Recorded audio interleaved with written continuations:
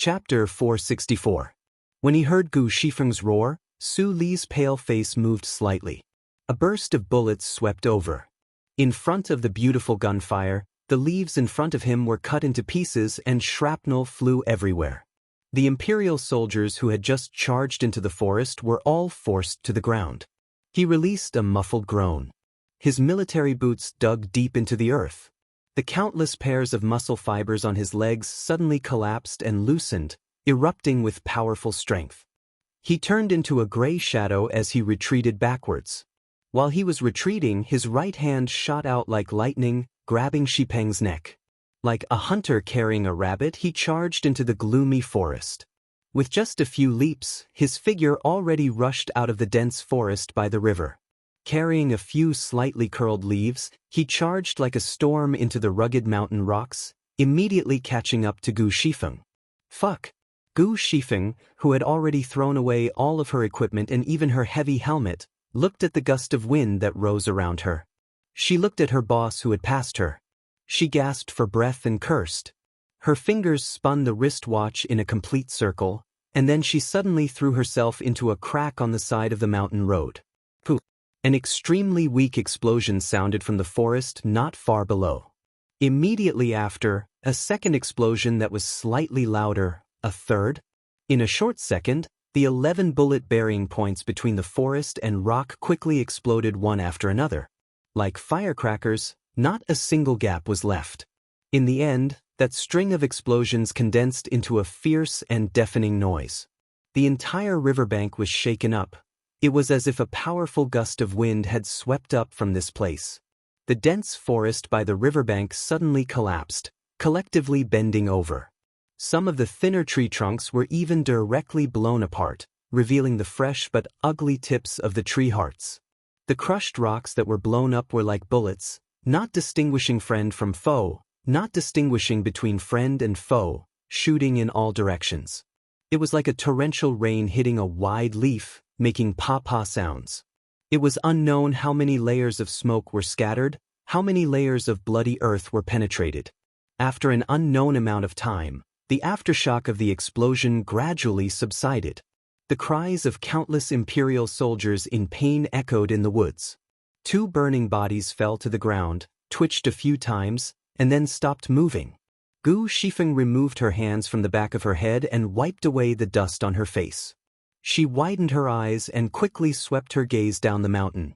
After confirming the aftermath of the explosion, a trace of joy and fear appeared in her eyes. She did not notice that the back of her hand was already drenched in blood. It was a hasty explosion, but the explosion produced a perfect result. This kind of luck that he didn't dare to believe before made him sigh with emotion. Were the souls of his companions who had died by the river blessing him? The forest between the rocks in front of them became much sparser, and a sharp whistle faintly sounded.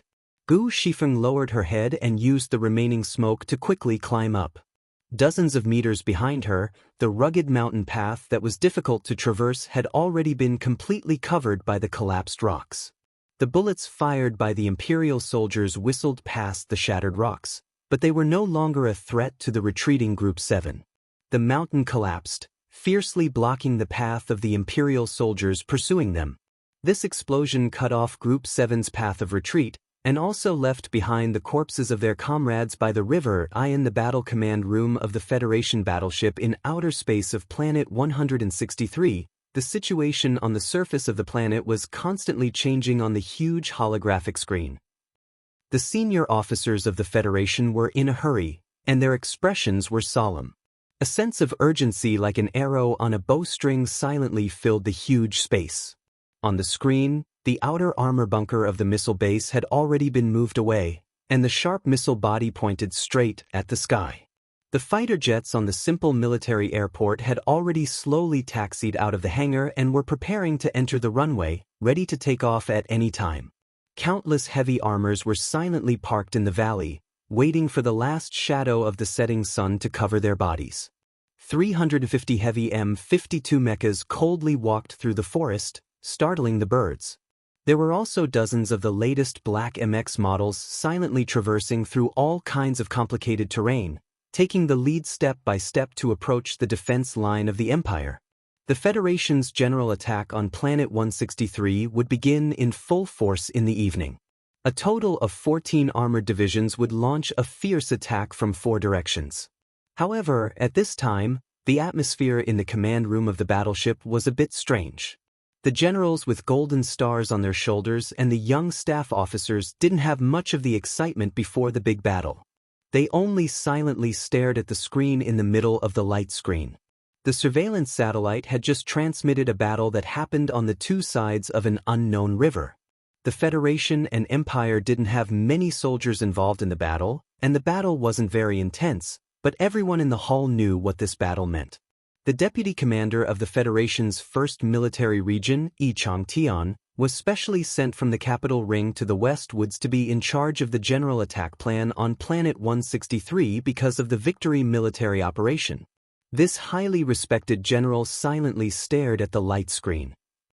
His hand didn't habitually stroke his white hair, and his calm facial features didn't reveal any of his true emotions. Even though he had already cursed all the officials of the Bureau of Proclamation and their ancestors in his heart. After closing his eyes and thinking for a moment, he walked into a secret meeting room next to the command room. Looking at the 9 Bureau of Proclamation officials wearing black uniforms, he said in a deep voice, "The team that the Ministry of Defense and you jointly recommended was attacked on the river bank earlier. We haven't been able to contact them for the time being. According to the analysis of the satellite images, the data has been destroyed." The walls of the battleship room made of high-energy plastic mixed with alloy gave off a trace of a cold feeling. The 9 Bureau of Proclamation officials in the room were male and female, but they were all relatively young. When they heard this, they all stood up in shock. Looking at the expressions of these Bureau of Proclamation officials, Deputy Commander Yi's eyes narrowed slightly. He sighed in his heart. Who would have thought that when the Federation's general attack was imminent, the Empire would suddenly go crazy? They didn't care about the loss of lives at all and sent countless guerrilla battalions into the Rocky Mountain region. In the end, it was that team that had extremely bad luck. General, you also know that the Federation hasn't entered a large-scale network like this for many years. I'm not defending the Bureau of Proclamation's mistake, but, since a problem has appeared, we must immediately solve this problem. A female Bureau of Proclamation official said coldly. She had a face that could be considered pretty, but because the outline of her face was too obvious, she appeared a little stiff. Even with a pair of round glasses, there was no way to improve her appearance. This wasn't a defense, but this cold and matter-of-fact tone showed the Bureau of Proclamation's extraordinary position in the Federation's structure. Facing an important general of the military, the Bureau of Proclamation official was still so unyielding. Right now, the network is already 86% complete. Once it is activated, this general attack will definitely be victorious. This female official frowned and said, "We need to fix that small problem. The problem right now is that the only team that can make it to that area is that team." She stared into Deputy Commander Yi's eyes and said seriously, "The data is destroyed. We can apply for permission to transmit it again, but that team must continue to move forward and complete the mission." Deputy Commander Yi was silent for a few seconds. He reached out and pulled up the holographic screen on the table. Looking at the video of the previous battle on the screen, he said, "This team has already suffered heavy losses." The 9 Bureau of Proclamation officials in the room didn't say anything. They just looked at him quietly, using this silence to express some kind of firm attitude. A bitter smile appeared on Deputy Commander Yi's lips. As a soldier, he had seen too many Federation soldiers die, but Group 7 was different. In this group that suffered heavy losses, there were many children of important people in the Federation, and that's Sulu. It wasn't that the general didn't dare to take responsibility, but after all, he was a person with feelings, not a cold organization like the Bureau of Proclamation that only followed logic and regulations. "Connect me to 3320. I want to talk to Commander Zhong," the general said in a deep voice. A trace of confusion appeared on the face of the Bureau of Proclamation official. He didn't understand why a simple mission would alarm the highest commander on the front line of the Westwoods. A moment later, Ning He, the second-class staff officer of the headquarters, walked in quickly and said quickly, "Group 7 signal has been connected." Lieutenant Colonel Su Lu wants to talk. Deputy Commander E had just finished a call with the Tiger of the West Woods. Hearing this, the corner of his eye twitched. He connected the line and said in a deep voice, "Report the status of your group." Su Li's hoarse and tired voice sounded from the communication device. 11 dead, 4 seriously injured. Our group is located at 12 bases to the right of the Chiqiao mountain range. The geographical deviation is 300 meters. We urgently need backup and medical assistance. The screen on the table immediately showed the satellite map of Group 7's location. However, due to the electronic interference of the Empire, the real-time image was a bit blurry. One could only vaguely see some gray rocks and green plants with some black dots scattered in between. Ning He stood quietly behind Deputy Commander E. His eyes fell on the screen, but his right hand was clenched tightly behind his back. On that bald mountain were his closest friends and comrades, but now he couldn't help them. He even had to send them to a more dangerous place. Deputy Commander E thought of the previous phone call and the opinion of the Bureau of Proclamation. Without hesitation, he ordered, "I order you to continue to the designated operation area to complete the mission." Before entering the signal isolation area, the Bureau of Proclamation will send the relevant data. Please keep the signal channel open. The other side of the communication device was silent for a moment. Then, Su Li's tired and slightly mocking voice sounded again. "That's the data of Level 2 clearance. Given the rigidity of the Bureau of Proclamation, will they be able to apply for clearance in time?" Hearing this, the expressions of the Bureau of Proclamation officials in the room turned a bit ugly. One of the officials who was constantly exchanging information with the Bureau of Proclamation in the capital ring raised his head and said, "There shouldn't be a problem." Everyone in the room sighed in relief. However, at this time, Su Li's tired voice sounded from the communication device again. "Many of my people have died."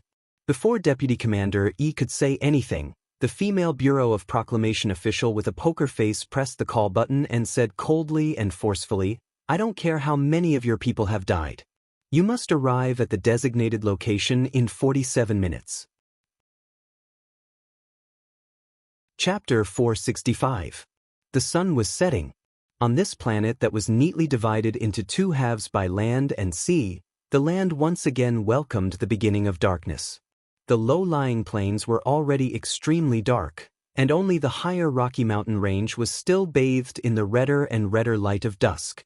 Probably because of the unique geographical structure of this planet, most of the base points of the charter network that the Federation reconstructed were also set up in the mountains. Between the mountains and giant rocks that were gently brushed by the magnificent dusk, the members of Group 7, who had just escaped death, silently relaxed their tired limbs, enjoying the air without the smell of gunpowder and the environment without flying bullets. However, even though they were resting after being tired and nervous, they still did not let down their guard. They stretched their bodies facing the sky, but they used the rocks next to them to block the detection of the people of the Empire who might be on the other side of the mountain. Almost every member of Group 7 had injuries of varying severity, especially Lu Jiao and a few others who had basically lost the ability to move. If it weren't for the strength of the members of Group 7, it was hard to imagine that they could carry their heavily injured comrades to the top of the mountain. Medical Officer Ho Xiandong had been busy until now. He finally had the time to lower his head and take a sip of water from the water bag on his left elbow. Hearing the sound coming from not far away, he could not help but look up. A trace of confusion and anger flashed in his eyes. The confusion and anger were not directed at Su Lu, but at the officers and the Bureau of Proclamation who were remotely controlling the battlefield from the Bureau of Proclamation. If it weren't for the stupid mistake that the Bureau of Proclamation made, how could Group 7, who had already worked for a whole night, continue to take the risk? Su Lu sat next to a hard gray rock and stared at the satellite phone in his hand. He then glanced at the data cable connecting his watch and the phone to make sure that there was no problem. "I don't care how many of you died. You have to get to the designated location in 47 minutes. A woman's voice came from the satellite phone. She said a very bastard sentence. This sentence made Su Li's straight and thick eyebrows frown. Then he stretched them out in a very indifferent manner. He asked in a low and hoarse voice, "Who are you?" "I'm Deputy Director of the 3rd Department of the Bureau of Proclamation."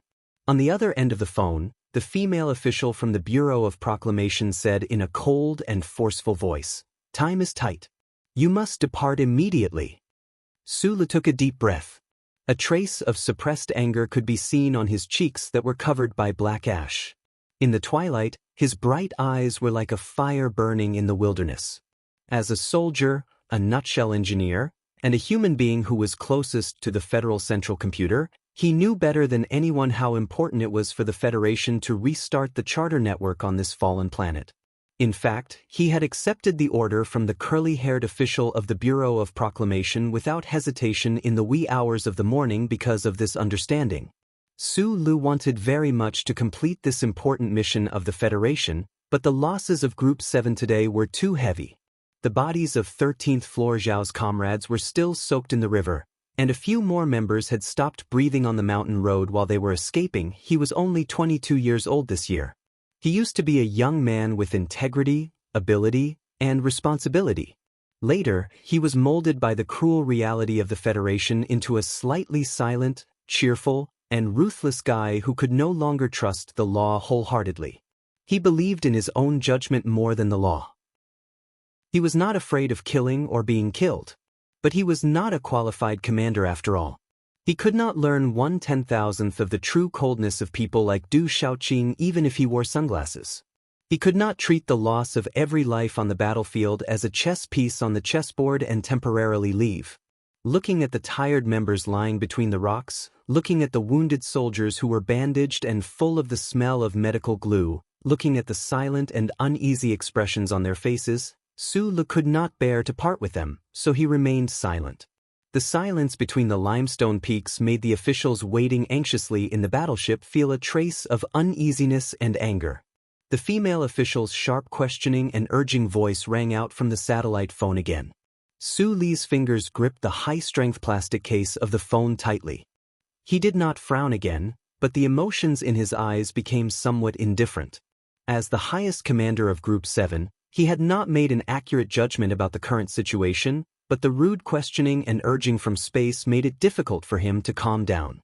At this critical moment, the encrypted communication between space and the ground was directly covered by a contact request from further away with a higher authority.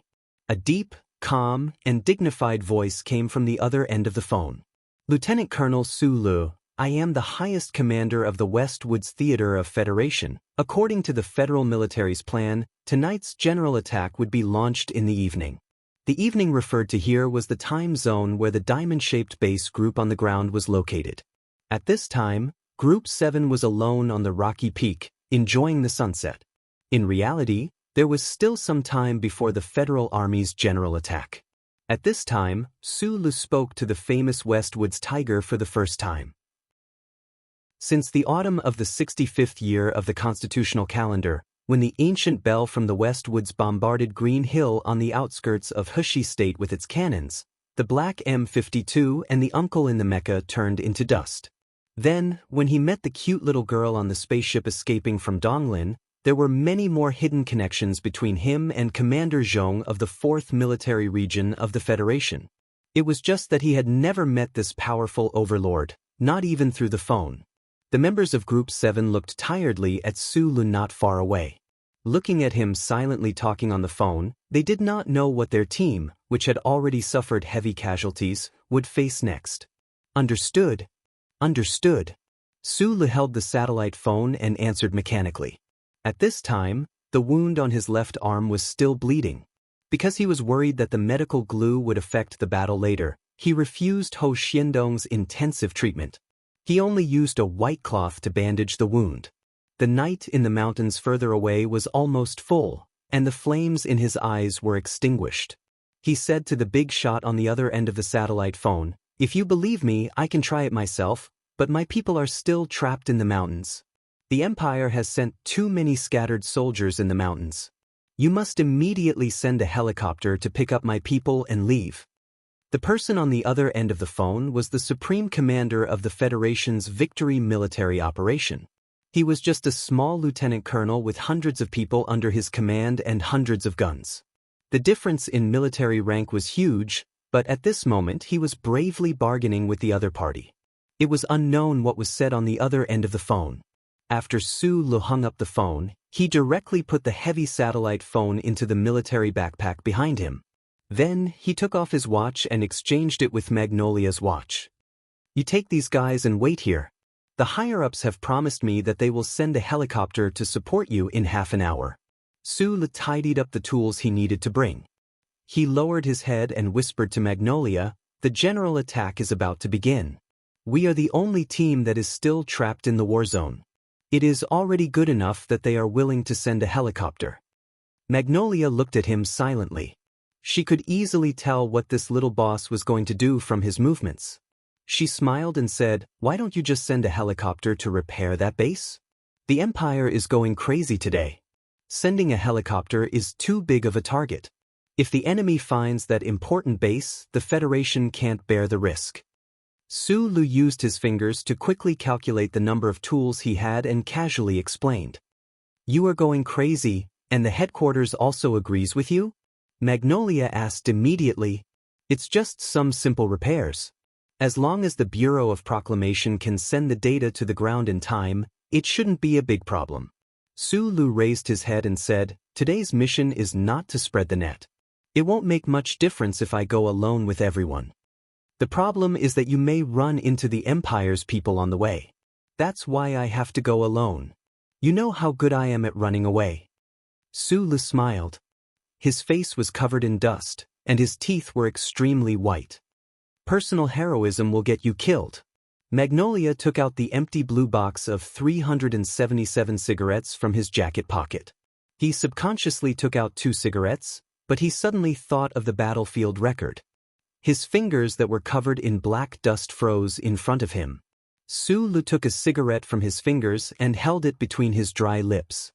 He raised his eyebrows and said seriously, "Promise me that you will bring these guys back alive." Magnolia tore open the cigarette paper and put a pinch of tobacco into his mouth. He moistened it with his saliva and carefully savored the spicy taste. After a moment of silence, he finally nodded. "Big Bear." Su Lu called out to Xiong Linquan and tossed the 21-26 sniper rifle over. Xiong Linquan was stunned for a moment. He silently checked the rifle and prepared the ammunition. At this time, the team members on the cliff could vaguely guess what Su Lu was going to do. Their expressions suddenly became stiff. The members of Group 7, regardless of whether they were rookies or veterans, all knew very well what kind of person their commanding officer was. That was why no one stepped forward to persuade him angrily or beg him to stay. They just looked at him quietly. Gu Shifeng came over and helped Su Lu check the satellite phone and military watch. After confirming that there shouldn't be any problems with the data transmission later, he softly said, "If you want to fix these things, you should at least bring me along, right? I'm also an awesome engineer." Su Lu patted him on the shoulder. He suddenly turned his head and squinted his eyes at Magnolia. "If there's a problem, when you go back to the planet, help me do a few things." "What things?" Magnolia listened carefully. "Tell Zhou Yu that Qinghai is not bad. Tell Jian Shuer that I'm sorry, I can't help you with the investigation of Uncle. You don't have to say anything to Tai Ziyuan. Tell Li Xiaotong to tell Li Wei to be careful over there. Remember to go to Parliament Mountain and tell Zhang Xiaoming. She doesn't need my permission to find a man in the future." A very relaxed smile flashed across Su Li's face. He suddenly thought of something and said seriously, "Tell Nanxiang, I also like her." A suicide note is inauspicious. Magnolia carefully chewed the tobacco in her mouth and said emotionally, "I really didn't expect that a stone could become so emotional. Bullshit, I've read a lot of books. I'm full of literature, but I don't want to let you guys know." Su Lu carried his military backpack and picked up the 21-26 long sniper rifle that Xiong Linquan passed to him. He buckled the magazine on his bulletproof vest and waved at his team members. Then he ran along the slender mountain ridge. Even though he was slightly injured, he was still very fast when he ran. He was like a nimble mountain antelope. With a speed that shocked the members of Group 7, He gradually disappeared into the burning twilight. Chapter 466. The sun had already set in the west, and the thin air was slightly cold, but Sulu always felt that the air in front of him was so hot. Every time he breathed, his lips would burn, and his lungs would hurt. He ran madly through the mountains on the other side, a pained expression flashing across his dusty face from time to time. From afar, he saw a marker on the ground that he remembered in his mind. He saw a few solitary conifers standing there and quickly ran over. Under the pine trees was a pile of fallen leaves, rotten fruit, and rotten matter that had accumulated for countless years. It was very soft. He sat down and slowly calmed his breathing with difficulty. He let the maddening soreness in his body gradually dissipate. At the same time, he confirmed that this was the place he had been searching for through the GPS system on his wristwatch. The valley was dark, and only the branches and leaves at the top of the trees could occasionally reflect a few rays of golden light in the distance. He did not rest at all. He pulled out the military knife from his waist and narrowed his eyes to stare at the weak electronic signal on his wristwatch. He wiped the sweat on his face with his sleeve. His dark face showed the pale color of exhaustion. He still had the dry and ugly cigarette between his lips. His dry lips had already cracked, and the blood oozing out mixed with dust was smeared on the filter. He looked very pathetic. He had never run so recklessly before. This race against time in the Rocky Mountains had drained all of his spirit and strength. What was even more frightening was that the Imperial Expeditionary Force that was originally suppressed by the Federation to the east suddenly mobilized countless troops and searched everywhere in the mountains like crazy. They knew that the Federation was preparing for a big move, but they could not find a clue. They knew that the noose that was the charter network was slowly falling, but they did not know the location of the gallows. The commander and soldiers of the Imperial invaders had already gone crazy. They were like poor women who could not find the ghost in the house and could only hear the ghost howling.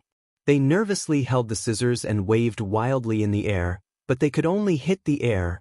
The Imperium had sent out the few remaining reconnaissance aircraft, and the last of the electronic surveillance troops were scattered in the mountain range that pierced through the planet. The final struggle of a dying man was incomparably ferocious. It was this kind of all-out search that made it impossible for the Federation to send out troops to repair the base point again. Sulu, who was like a silent beast walking in the mountains, was a much smaller target, but he still encountered 4 waves of Imperial troops in a row. The Bureau of Proclamation's stupid mistake needed the frontline soldiers to make up for it. If it failed, the Federation's countless days of preparation would be forced to postpone the general attack. Who could bear this responsibility?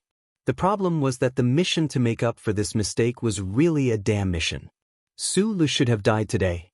If it wasn't for the strange and powerful power in his body, he definitely wouldn't have been able to make it to these pine trees alive. In fact, the fact that he was able to make it here alive was mostly due to his luck.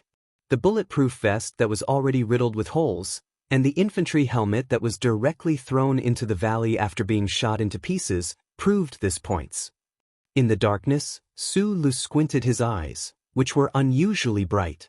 He didn't have the time to feel the danger and fear of the previous journey.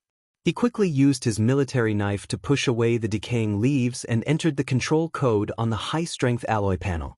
The physical cover of this base should be the work of another team. Although they were very experienced, they couldn't hide it from his eyes. He even found the target one step earlier than the wristwatch. Taking out all kinds of tools from his military backpack, Sulu took a few deep breaths to calm himself down. He began to operate the complex components that he had never seen before. The satellite phone's light screen flipped through pages of top-secret blueprints at a constant speed. Sulu quietly and quickly followed the blueprints. The mechanical engineering genius that he had shown when he was young, and the skills that Feng Yu had taught him were fully displayed at this moment. The repair tools that seemed more complex than the underground components were as obedient as chopsticks in his hands. The low hum of the motor could be heard from time to time in the quiet forest. With a light click, the core section of the base equipment surrounded by fallen leaves opened. Sulu looked at the exposed chip circuits in front of him. He looked at the extremely thin channels that glowed with a faint metallic light. He subconsciously put down the tools and touched the bracelet on his left hand that he was so familiar with that he had almost forgotten it. He carefully looked at the Level 2 verification chip in the middle of the system. He took out a connector and carefully connected it. He was very clear about the importance of this chip. Although it was far inferior to the chip that he had planned to steal from the Empire, if it was burned by the current, even if he possessed the uncle's soul and his genius brain, there was no way he could fix it in a short time. The other side of the connector was connected to the satellite phone by a data cable. Su Lu looked at his watch and waited for the number to jump to a certain predetermined number. Without hesitation, he pressed the phone button and said, "Begin data transmission." In order to prevent the Empire's electronic control forces from monitoring abnormal signals and to ensure the safety of this base point, he only opened communication with the Spaceship Bureau of Proclamation team once every 5 minutes, and the duration of each communication was strictly controlled within 1 minute. The data reception progress bar on the screen slowly moved to the right. It did not take long for it to reach 1/3. Su Lu closed his eyes and felt a trace of fatigue and relaxation. After experiencing the battle at the riverbank, the death of his comrades, and running for his life in the forest, he thought that he had enough patience to wait for some things to happen. And from the looks of it, the error in this base point's core was not serious, and the data used to cover it was not large. The communication channel closed and opened again. 21 minutes later, all the data was sent. Next was the technical operation manual. However, Su Li's pupils suddenly shrank because he realized that the transmission speed of the last document was extremely slow. "What's going on? Why is it so slow?" he asked in a low voice. There was a slight noise in the phone. A slightly panicked female voice replied, "Be patient. It should be sometime. It's just the operation manual. Why is it so slow? Are you stupid enough to package all the documents and send them over? Hurry up and split them." Su Lu said angrily. The deputy director of the Bureau of Proclamation, who was far away in the spaceship, became angry. She said coldly, "This is a Level 1 document. The network control is only a temporary part of the authorization. We don't have the authorization, so we can't even look at it. Of course, we can't split it." "Idiot." Su Lu did not have time to curse because the 2 minutes were up. The satellite phone fell into silence, and the progress bar that only moved a little bit froze at the front. He stared at the progress bar, and after a little calculation, he knew how long it would take to finish the transmission of the damn technical manual and complete this damn mission. A cold emotion occupied his heart. Group 7 had sacrificed so much. If they still failed, he would not be able to forgive himself. This kind of depressed emotion made him have the urge to smash the satellite phone on the tree. But in the end he did not do anything. He just silently fell into deep thought. At this time, an ominous sound faintly came from the forest in the distance. He suddenly got up, put on the night vision goggles and looked into the distance. He vaguely saw a group of Imperial soldiers. At the same time, he heard a series of chattering sounds. This group of Imperial soldiers did not seem to be afraid of exposing their tracks. They were very arrogant, but in fact, it was a kind of last madness before despair. He did not understand the Imperial language, but he knew that the countless ant troops that the Imperial people desperately scattered in the mountains were really effective. What was even more troublesome was that the time of the Federation's attack was approaching step by step. If only the old thing was here. Su Lu once again lay back on the ground. Like a biologist observing the daily life of a cave animal, he stared at the motionless progress bar and thought in his heart. It was a pity that the charter network on this fallen star had not been activated yet. Even the lowest level of the monitoring network did not exist. At this time, even if there was an electronic wall that surrounded the bison in the East Forest region, Su Lu believed that he could still contact the omnipotent central computer. Thinking of this, a trace of ruthlessness flashed across his tired face. With a whoosh, he took out the spare Serene Farmer energy bar from his backpack and connected it to the satellite phone. It took more than 10 seconds to open the back of the phone. With a few simple wires, Su Lu forcibly increased the power of the satellite phone. The message segment forcibly passed through the thick atmosphere and came to the space battleship in space. It opened the channel in reverse and began to contact. At this time, there were still more than 3 minutes before the agreed 5-minute signal annihilation period. On the other side of the phone came the screams of the people on the battleship, and the annoying female official nervously and angrily rebuked, "You will expose your position. I order you to close the channel immediately." Even if Sulu actively closed the channel, the command ship in space could forcibly close the channel. He stared at the phone and said in a calm voice that made people's hearts palpitate, "Keep the channel open. If you close it, I will give up this mission." The other side of the phone fell into silence. The progress bar on the satellite phone slowly increased, but Sulu did not care about this at all. He stared at the phone and silently shouted in his heart, "Old thing, find me." After about a moment, like a star blinking, a white light appeared in the vision of his left eye. Here, it seemed that in the military satellite phone, there was indeed a verification chip that could monitor the chip of a human. Sulu knew that he had won half the bet. He forcibly suppressed the excitement in his heart and quickly said in his mind, "The problem with the network base points, you check it yourself and then give me the technical manual. Use the fastest way." The Federal Central Computer quickly showed a line of words in his left eye. "This is a top-secret document with Level 1 clearance. You know, I am just a poor computer. Without the authorization of a human, I can't take the initiative to do anything. You said that I have Level 1 clearance. I will authorize you." This seems to work, but the problem is that we haven't seen each other for a long time. Don't you want to talk first? Get lost. Sulu gave a concise and powerful reply with a hint of Zhou Yu's unique charm. In the time it took for a simple conversation, the central computer had completed the work that countless humans could not complete after years of work.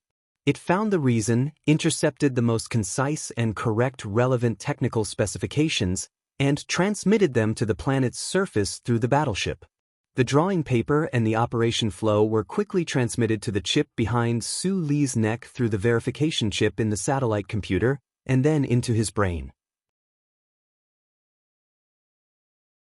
Chapter 467. Inside the spaceship. In the room next to the command hall, the Federation officers and members of the Bureau of Proclamation watched the holographic screen and the slow movement of the data bar. They were so shocked by what had just happened that they didn't know what to say. They didn't know who the officer carrying out the mission on the ground was, but in such a tense moment, when the lives of countless Federation soldiers were at stake, that person actually dared to threaten the command center and the Bureau of Proclamation with the threat of terminating the mission. He was truly crazy and deserved to die. I don't care if this officer can survive this time. After the mission is over, he must be punished according to military law. Deputy Director Bai of the Bureau of Proclamation's poker face was flushed with anger as he slammed the table in anger. Su Li's actions had seriously violated military discipline and even the first charter of the Federation, but right now, the big shots on the spaceship had no choice but to accept his threat. They didn't know why Sulu wanted to keep the channel open, but according to the current data transmission speed, such a long transmission time would definitely expose the location of the Bureau of Proclamation's base. The people in the room were silent, nervous, and angry as they guessed what would happen next. They were extremely worried that the network that the Federation spent countless manpower, resources, and time to reconstruct would collapse because of this officer's crazy actions. But right at this moment, another accident happened. With 2 soft beeps, the blue light of the data transmission device on the table disappeared. The data channel was suddenly cut off by the ground. A cold light flashed through Deputy Director Bai's glasses. He couldn't suppress his anger and said loudly, "What is he trying to do? The progress is only at 13 points. Deputy Commander, he put his palms on the table and stared at the holographic screen in silence. As an important military officer, he didn't show the anger and helplessness of the Bureau of Proclamation officials, but his mood was just as heavy. Whether or not the Federation's general attack could be launched on time depended on Lieutenant Colonel Su Lu on the ground. But right now, this young man that the Federation military had placed high hopes on unexpectedly cut off the data transmission again. Right at this moment, a burst of enthusiastic cheers suddenly sounded from the command hall outside the door. The cheers were so loud that even the sealed door of the spaceship couldn't block them out. Deputy Commander E suddenly straightened his body and looked into the hall through the one-way glass wall. At first glance, his slightly tired eyes suddenly shrank, revealing a trace of unbelievable ecstasy. The Bureau of Proclamation did not know what had happened. They stood up in confusion and walked out of the hall. On the wide holographic screen in the command hall was a precise electronic map of Planet 163. Amidst the ecstatic cheers of the staff officers, a faint white dot of light gradually rose in the eastern 9th district of the Rocky Mountain Range. Then, around this white dot of light, more dots of light lit up.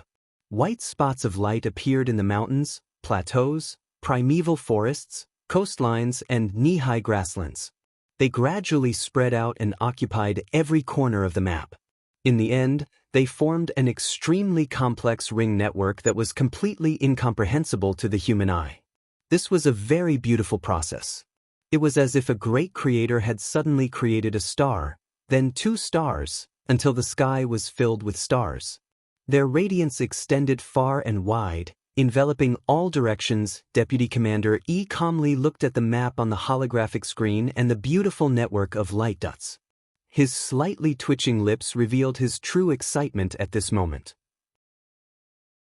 He ordered in a hoarse voice, "Scan from east to west. Do a comprehensive scan." "Sir." The cheers in the command hall stopped. The staff officers operated the workstations in front of them as fast as they could. Following their operation, the images on the planet below the spaceship quickly appeared on the holographic screen one after another. Those images penetrated into the Imperial Expeditionary Forces control area and clearly showed the distribution of military forces and the electronic signal strength of the Empire.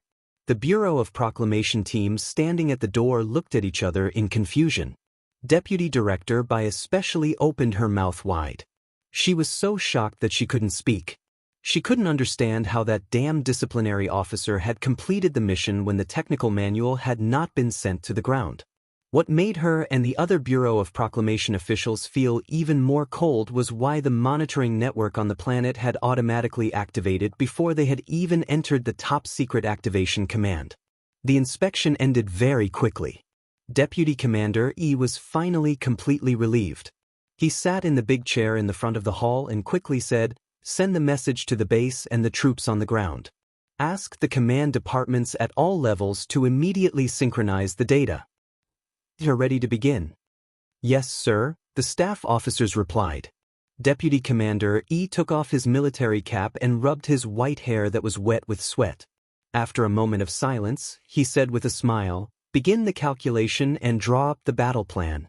A mechanical and electronically synthesized voice sounded in the command hall. "Yes, sir." After decades of being occupied by the Empire's invaders, the glory of the Charter had finally returned to this remote fallen planet. "Actually, what we did was wrong. Although you have the First Order access, you are not the commander of the Federal Army.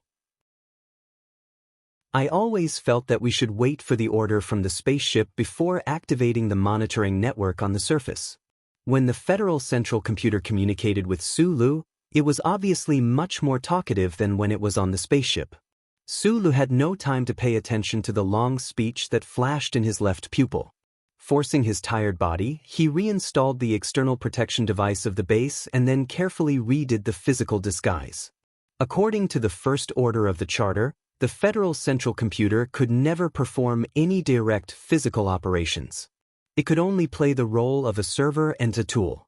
But Sulu didn't care about this. He stared at the appointed time on his wristwatch and used his authority to directly order the central computer to activate the monitoring network on the planet. He couldn't see the countless light spots lighting up in the dark sky like the people on the spaceship. He couldn't see the silent information fragments and fierce data streams, but vaguely he always felt that the air around him had a lot more existence that made him feel warm. After finishing the disguise work under the pine, Sulu gently fanned his cheeks to wake himself up a little.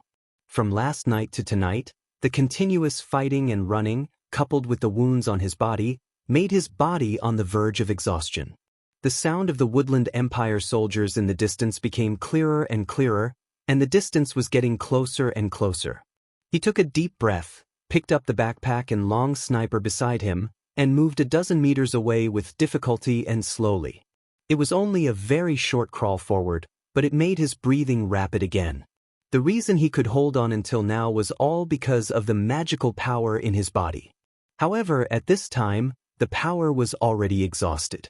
All the injuries and exhaustion seemed to erupt at the same time, making it difficult for him to even move a finger.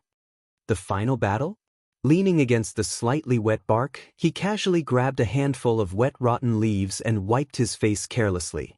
Listening to the approaching footsteps of the Empire soldiers, he converted the despair in his heart into a last-ditch effort. He slowly raised the 21-26 long sniper rifle in his hand, put on the night vision goggles, and aimed in the direction of the soldiers. At this time, a few rows of clear characters appeared in his left eye again. 17 people, no heavy firepower, no strong colonization armor. The 2126 long sniper is the best choice. Su Li's body suddenly stiffened. He suddenly remembered that the old man had already come to this planet. Although the Empire people did not have chips behind their necks, their bodies emitted heat. His eyes became extremely bright. He took off the night vision goggles with trembling fingers, and then found that virtual three-dimensional images from different perspectives quickly flashed in his left eye.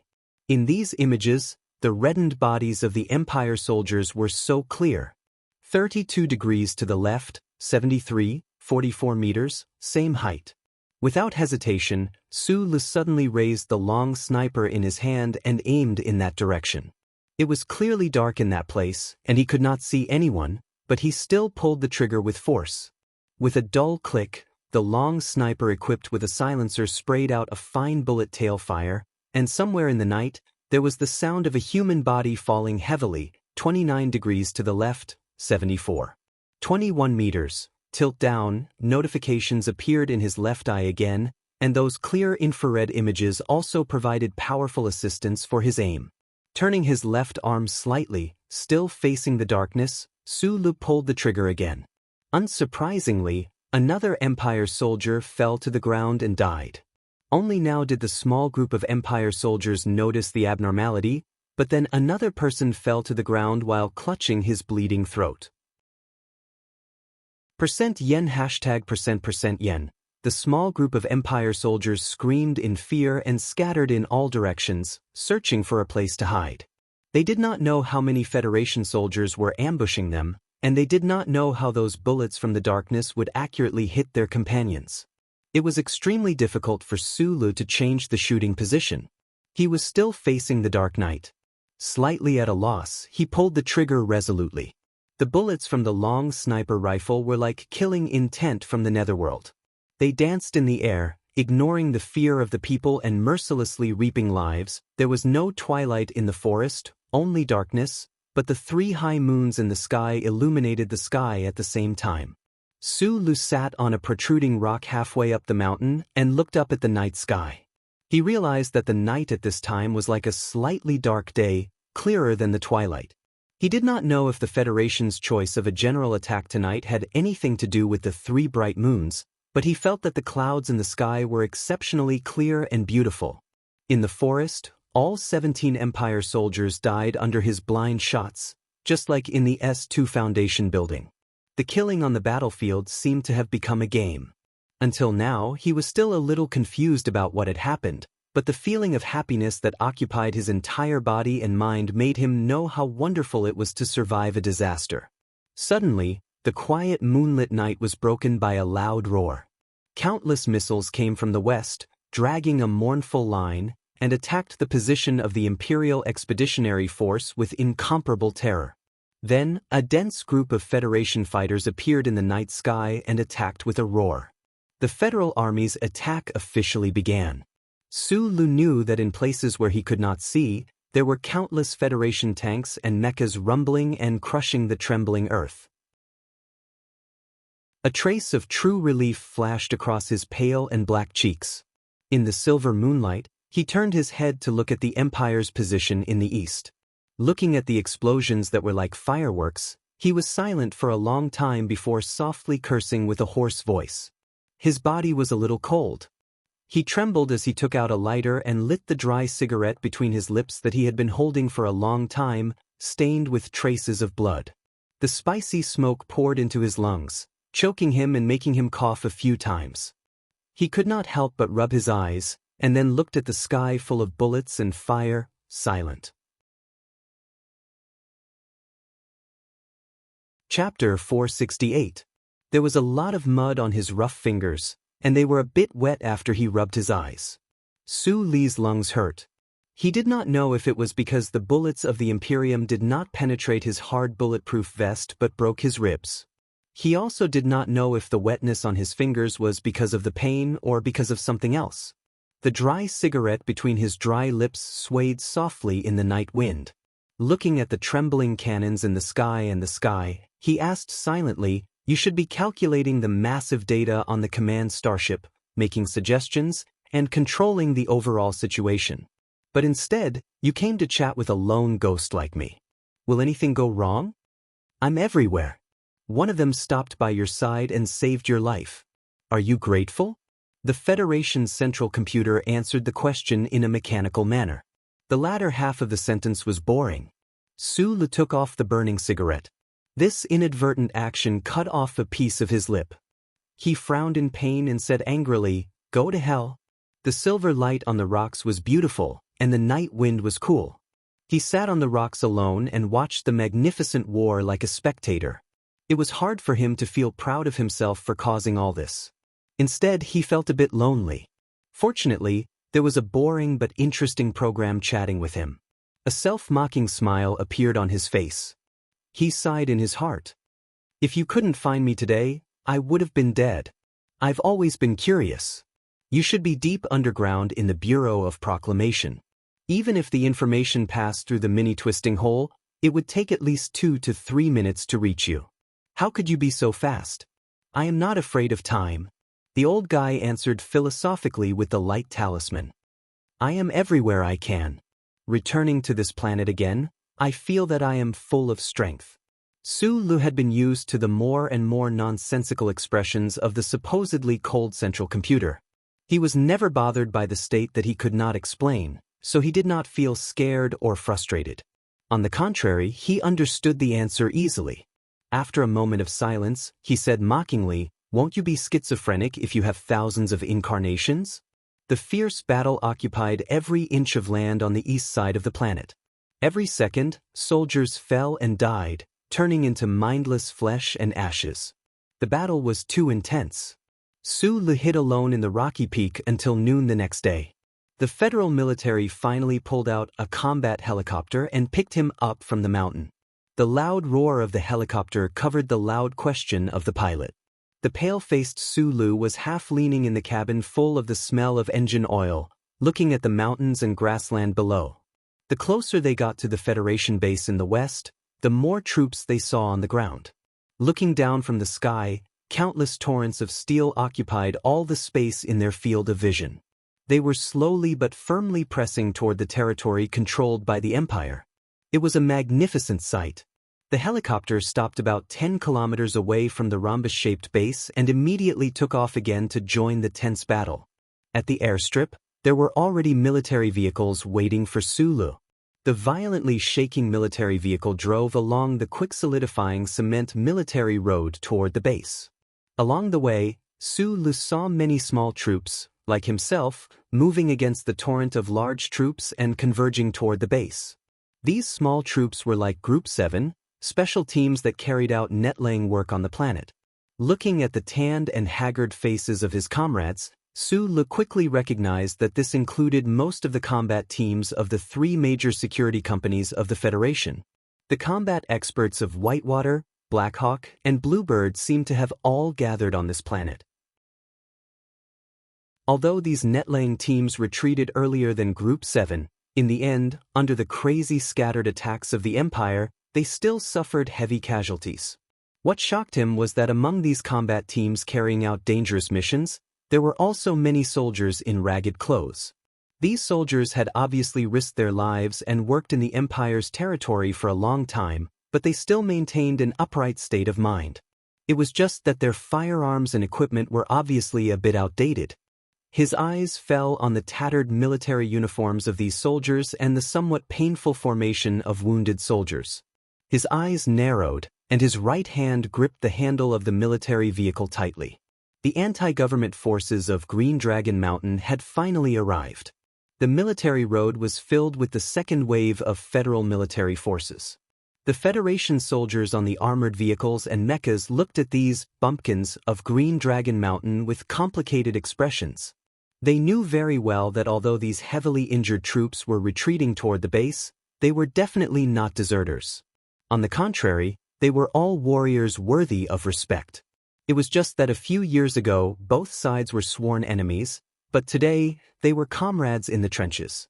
For many people in the government forces, it was very difficult for them to adapt to this change. A shout came from who knew where. The soldiers of the main force slowly raised their right hand and saluted the mercenaries of the three major security companies and the anti-government forces of Green Dragon Mountain. At the same time, they cast looks of trust and gratitude. The military vehicle quickly drove to the front of the barracks. Sulu leaned on the 21-26 long sniper rifle and limped out of the military vehicle with difficulty. He smiled and said a few words to the soldier driving and patted the soldier's shoulder. A member of Group 7 who was the first to retreat in the early morning had been waiting outside the barracks all night. At this time, when he saw Sulu come out of the military vehicle, his face showed a trace of shock and ecstasy. He screamed and rushed into the barracks. "Boss is back." "Really?" A burst of exclamations and footsteps came from Group 7's barracks. Dozens of members rushed out of the barracks at the same time. Except for the members who were seriously injured and were receiving treatment, all of them rushed out to welcome Suli's return. Even Da Vinci, who was seriously injured in the leg, jumped out with crutches. Sulu grinned and looked at the members in front of him. He wanted to say a few words, but in the end he didn't say anything. He silently walked forward and handed the rifle to Magnolia. Then he took a whole pack of cigarettes from Lan Xiaolong and opened it. He dragged his injured and tired body and seriously gave cigarettes to each member. After a pack of cigarettes was finished, Song Jinzi patted his head and quickly ran into the barracks to take half of the stock and handed it to him. Sulu continued to seriously give cigarettes to each member and then lit them up. At the same time, he sincerely said in a hoarse voice, "You worked hard. You worked hard." Yesterday morning, Lan Xiaolong had led the dozens of new members to retreat first, and their faces were filled with shame and unwillingness. As for the members who had followed Sulu to kill their way to the peak of the green-gray rock, their faces were filled with excitement and excitement. Sulu walked to the somewhat familiar tree next to the barracks. He put 3 cigarettes between his lips and lit them up. He took 2 puffs and seriously inserted them into the loose soil under the tree. Bursts of smoke, there was a deathly silence. Many people's eyes were red. It was not necessarily sadness, but mixed with some kind of complicated emotion. On this planet, Group 7 had not lost a single person for more than 2 months. However, in the last mission before the Great Counterattack, they were ruthlessly slashed by the Imperium. In the riverbank and the subsequent retreat, more than 10 of their brothers fell into eternal slumber. In this deathly silent atmosphere, some new members could not help but cry. Immediately, they were fiercely yelled back by their companions. The team members fiercely smoked one cigarette after another, like burning paper rolls between their lips. This was the life of the Empire people. The entire barracks was shrouded in silence and the pungent smell of 37 brand cigarettes. Da Vinci smoked the most fiercely. He silently squatted under the eaves of the barracks. He thought of the big guy who lived in the same room, the farmer's son. He thought of the helmet sprayed with blood on the riverbank. He thought of not being able to smell the smell of that guy's feet in the future. His eyes had long since turned red. There was a hint of viciousness in the scarlet red that was hard to describe. At this time, the camera crew of the Venus documentary film studio of the Ministry of National Defense quietly appeared in the barracks. The buzzing sound of the equipment operating woke up the team members who were immersed in the sad atmosphere. There were only 2 people in the camera crew. Yesterday, they withdrew halfway through the mission, so they did not film the fierce battle on the riverbank. At this time, of course, They did not want to miss the scene that was enough to move all the people of the Federation. "Stop filming." Sulu stood up with the help of a tree trunk. He glanced at his left arm that was bleeding and said to the cameraman. The cameraman hesitated and looked at the host next to him. "Fuck, I told you to stop filming." Da Vinci stared with his bloodshot eyes and rushed over like a tiger. He kicked the cameraman away, grabbed the camera, and slammed it on the ground, shattering it into pieces. Sulu lowered his head and waved his hand. Lan Xiaolong and Xiong Linquan rushed up and blocked Da Vinci behind them. Bai Yulan used her sharp and cold eyes to force the cameraman and the host out of the barracks. The doctor, Ho Xiandong, shook his head and gave Da Vinci a sedative injection. As veterans of Group 7, they had all experienced the emotions of these rookies when they first encountered life and death. At this time, looking at Da Vinci, who was gradually relaxing and sleeping in their arms, they also felt depressed. The military camp prohibited alcohol and cigarettes. In the face of a life and death situation, soldiers all needed the stimulation of cigarettes. In the legends of the military camp, there was naturally a reference to this. That was a fire. The fire was a reference to when a soldier woke up early in the morning and went to the toilet. Then he would light up one cigarette after another and smoke until he went to sleep. In the first 3 days after the mission, Sulu and many people in Group 7 lived a life that was similar to a fire. The laughter of their dead comrades, the exhaustion after the fierce battle, and the trembling of surviving a disaster could only be slightly relieved by the company of cigarettes. Sulu also hid a fire in his heart. If it wasn't for the stupid mistake made by the Bureau of Proclamation, Group 7 wouldn't have had to take that last risk. Those men would have been happily chatting in the barracks and smoking like him. Sulu knew his weakness. If he couldn't avenge his comrades who didn't deserve to die, the fire in his heart would never be extinguished. It would only burn more and more fiercely.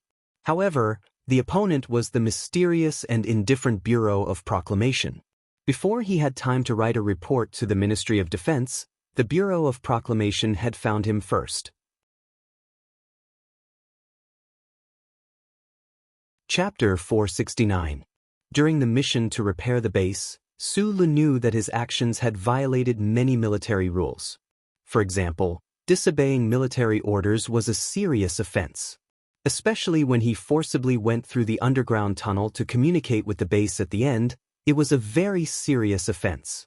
However, it had been 3 days since he returned to the military camp. The white ash from the cigarette was spread 3 feet under his feet, but the higher-ups of the military did not say anything. He thought that the mission was successfully completed. The higher-ups glanced at the mountains behind him and were ready to leave the matter unsettled. Who would have thought that there was actually a secret investigation targeting him? Interesting. Sulu began to pack his luggage with a calm expression. He followed the officer from the Bureau of Proclamation and walked out of the barracks. The military vehicle was waiting for him at the gate.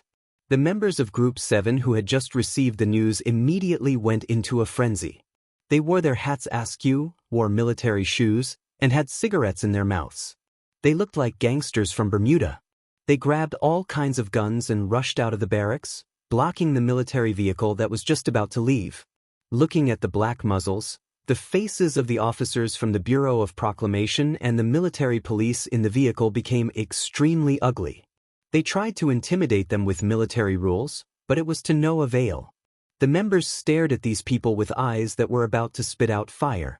Although not everyone knew the truth of the last mission, they knew what kind of price Group 7 had paid and how much risk their leader had taken to successfully complete the mission.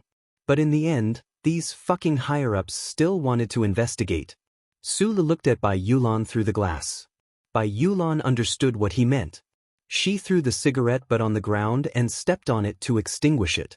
She said to the members blocking the gate in a deep voice, "Are you crazy? Put down your guns." The members looked at each other and slowly put down their guns. However, they still stared at the people in the military vehicle with cold and ruthless expressions. It seemed that if the officers from the Bureau of Proclamation did not immediately let Sulu out, countless bullets would be fired at the vehicle in the next moment.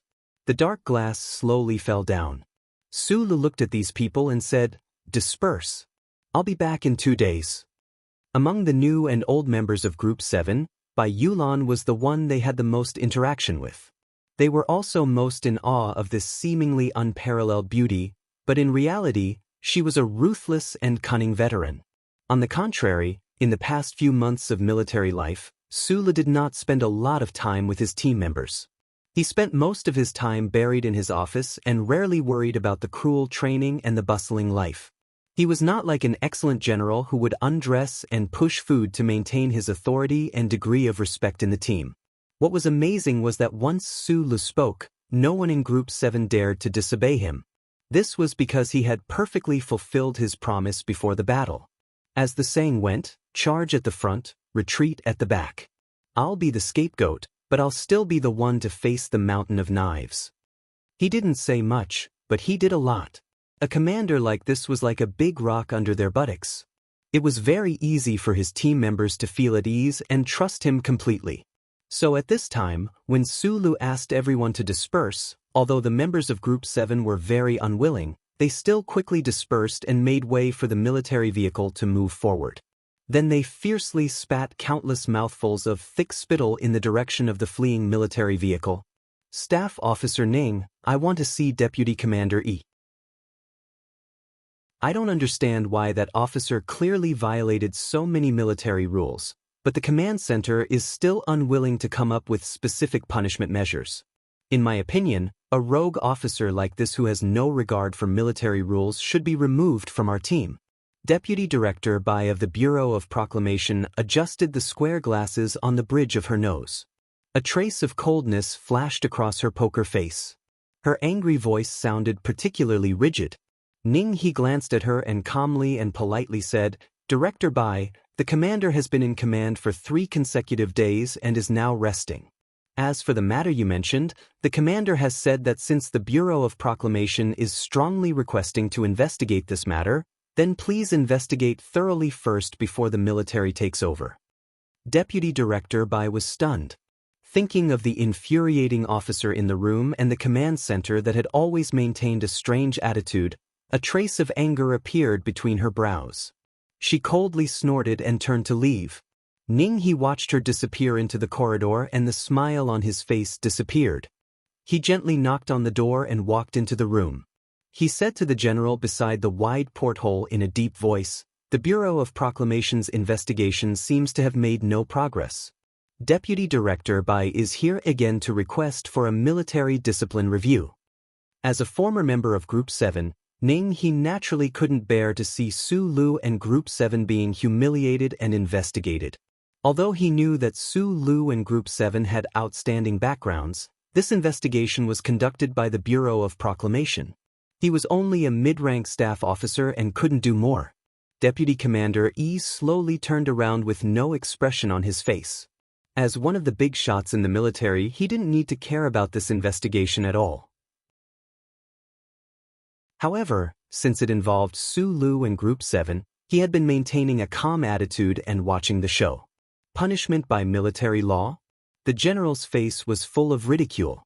Not to mention that Sulu and Group 7 had completed their mission beautifully. Even if there really was a problem, would there really be anyone in the military who dared to conduct an internal investigation on their own?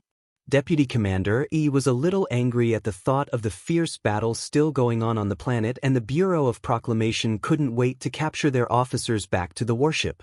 But the Bureau of Proclamation's position in the Federation was too high, so he couldn't stop it.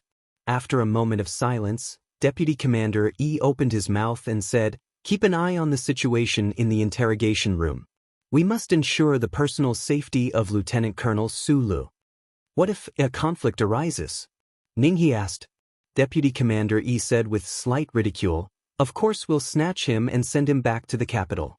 Are we going to let him eat with the poker faces of the Bureau of Proclamation? On the other side was the Bureau of Proclamation, but behind Sulu was the entire federal military. If both sides were said to be the most powerful thugs in the Federation, then at the end of the line, the thug with the gun would ultimately be more vicious. In the quiet interrogation room, an officer from the Bureau of Proclamation was recording with his head down. Sulu lowered his head and slowly sipped on his coffee. The investigation team didn't take any coercive measures against him, and they even provided him with delicious coffee. However, after answering countless questions in the past hour, even someone as stoic as him began to feel irritated. The Bureau of Proclamation's investigation was in an awkward situation. Whether it was Su Lu obeying the military order, forcibly opening the communication channel, or something else, this was a matter of military discipline. However, at this moment, the frontline command was not willing to interfere with this investigation at all. Therefore, no matter how Su Lu answered, the Bureau of Proclamation couldn't come to the conclusion they needed. The door was pushed open, and Deputy Director Bai walked in with a sullen face. He slammed the table in front of Su Lu and reprimanded him with a sharp and rigid voice. "You continuously disobeyed military orders.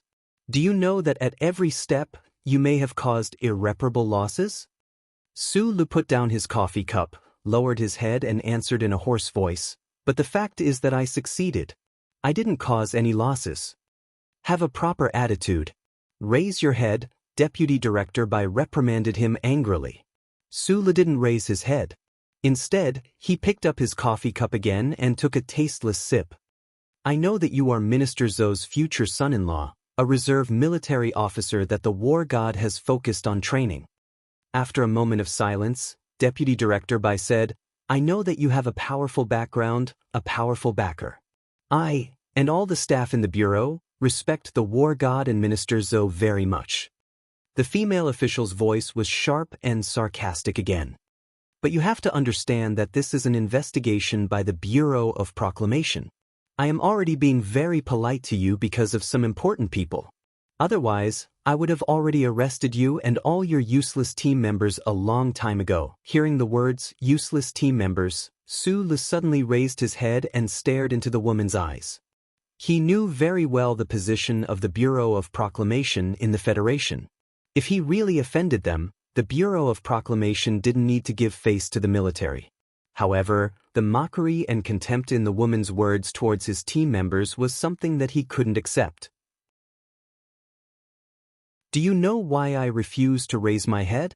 He looked at Deputy Director Bai and said, "Because I like to look at girls who wear glasses, but I'm really afraid that I'll vomit when I see this pair of glasses on your ugly pig face." Deputy Director Bai was stunned. Her square face flushed with anger, and her whole body trembled. She pointed at Su Lu but couldn't say anything. Such a low-level personal attack shouldn't have been enough to make her lose her composure, but ever since she started working, she had never met anyone who dared to be so disrespectful to an official of the Bureau of Proclamation. Su Lu ignored her.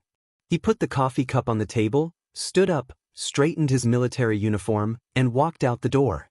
"Stop. You want to go against the investigation? You asked me to help with the investigation, so here I am." Su Lu turned around to look at her and the stunned Bureau of Proclamation official and said, "You've been asking for so long, and there's nothing wrong.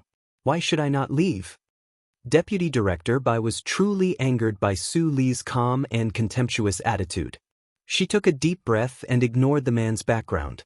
She said in a low voice, "You opened the channel on your own, and that has already violated the Bureau of Proclamation's rules." Su Lu interrupted her and said, "Those are the internal rules of the Bureau of Proclamation.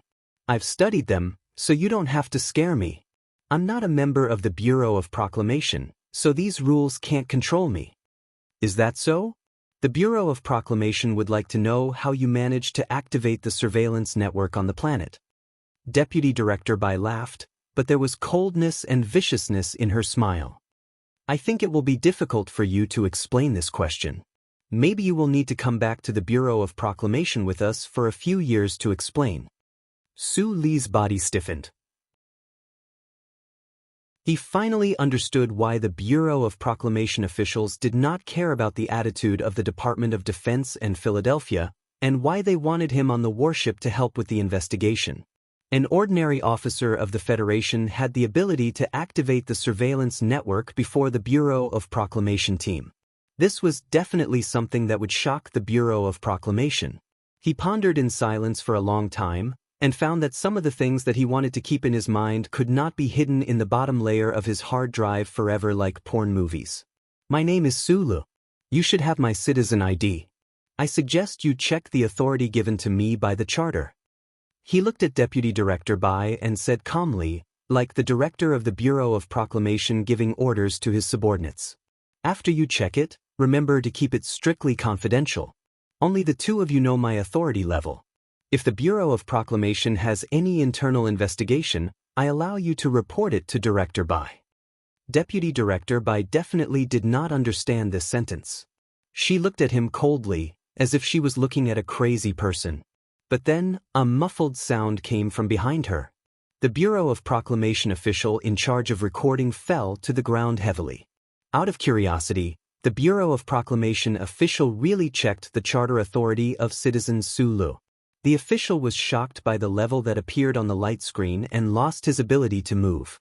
Deputy Director Bai walked to the workbench uneasily. She took off her glasses and looked at the light screen. Her right hand trembled, and she could no longer hold the legs of the glasses. Chapter 470. Deputy Director Bai had a square and old-fashioned face, and her life was also very square and old-fashioned. However, when she saw the authorization number on the screen today, she suddenly thought of herself before she entered the Bureau of Proclamation. She was in the prime of her life in the Department of Mathematics of Capital University, guiding stars, and lamenting about her life. She also thought of the poem that was engraved in her heart during her youth. A black flower bloomed on a pale mountain. The petals were engraved with years of dust to show the ruthless time. Time flowed in the woman's eyes. With a blink of her eyes, she shattered the forever pale cliff. It was very inexplicable and indescribable. However, at this moment, she remembered this poem that had nothing to do with the current situation. Her gloomy and angry square face suddenly became as pale as the cliff in the poem, as cold as the great computer in the underground of the building. Her heart, which believed in order and rules, could no longer be controlled and beat violently. Her whole body was cold as she realized that the years had passed, and the black flowers were covered in dust. Things in this world were already like the ignorant little poem, which was too abstract and absurd. The first order of authorization? What was the level of authorization of President Pabre? What was the level of authorization of Director Pai and Assistant Chui? What was the level of authorization of military god Li Pifu? This was not a routine internal examination of the Bureau of Proclamation, and the level here was not the stairs of the Bureau of Proclamation building. It represented power that was more dazzling than the stars. This matter is confidential. Su Lu silently requested the Federation Central Computer to seal his authority level as he spoke to the two officials in the room who were so shocked that their faces were about to become paralyzed. The uncle gave him the burning and sour magical power in his body. The Federal Central Computer gave him the high-level authorization. His body was about to become a powerful machine. He chatted with the old man like a friend in the Charter Square. He faced the dazzling sun directly. A lot of things that happened to him made him feel ridiculous. He felt that he was a monster. Therefore, in his daily life, he contacted the old man less and less, and he did not want people to be able to touch the edge of his monster. If it were not for the sharp investigation of the Bureau of Proclamation, which could not explain the activation of the entire Planet 163 network, he certainly did not want the Bureau of Proclamation to know his authorization level. His temperament did not like to play low-key glamour, pretending to be some kind of docile animal to bite a seemingly majestic beast. It was only for the aforementioned reasons that he needed the Bureau of Proclamation to keep his identity a secret. Following his request, or rather order, the light screen of the Bureau of Proclamation's workbench on the table quickly turned dark. From this moment on, it would be very difficult for anyone to check his level of authority. This scene shocked Associate Chief Physician Bai, who had not done anything, and the official who was crawling up from the ground. After the initial shock, most of their natural suspicion disappeared. "Can I go now?" Su Lu asked, but he felt that he still had some things to do. Deputy Director Bai wanted to adjust his glasses to dispel the shock in his heart, but he found that he was holding nothing. He nodded subconsciously. Seeing Su Lu leave without looking back, she quickly said to her subordinates with a pale face and hurried to catch up with his footsteps. Her slightly high imitation leather shoes stepped on the broken glasses on the ground, Making a clattering sound, outside the quiet interrogation room was a long corridor with a metallic luster. At the end of the corridor was the busy but not noisy command hall. On the right side was a scanning channel. At the end of the branch channel was the joint data processing center of the Bureau of Proclamation and the command center. The center was responsible for all the data feedback of the monitoring network of the planet below the battleship, as well as the complex tactical deduction conclusions made by the Federal Central Computer to the command center for reference. It was very important. Su Li's body paused for a second. He suddenly remembered what he was going to do. He turned around and walked towards the quiet and serious room. 3 light blue waves of light shot out from the scanning door and scanned his body. The door opened with a beep. Deputy Director Bai, who was following closely behind him, changed her expression again. She knew better than anyone else the level of authority required to enter the data center. Even the high-ranking officers in the headquarters needed temporary authorization from the Constitutional Bureau. However, the lieutenant colonel in front of her walked in boldly and decisively. What this meant was already very clear. The triple door opened. Su Li walked into the room.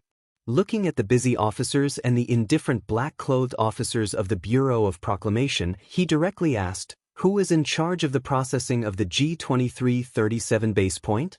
Inside the room, countless high-performance computers were performing parallel calculations. The air was filled with an indescribable smell, as if countless pots of cactus were mutilating themselves at the same time, releasing a faint but sharp smell. The officers of the Bureau of Proclamation were commanding the officers to perform the operation. The quiet environment was instantly destroyed by Su Li's question. His question was not rude, but it was too concise and direct.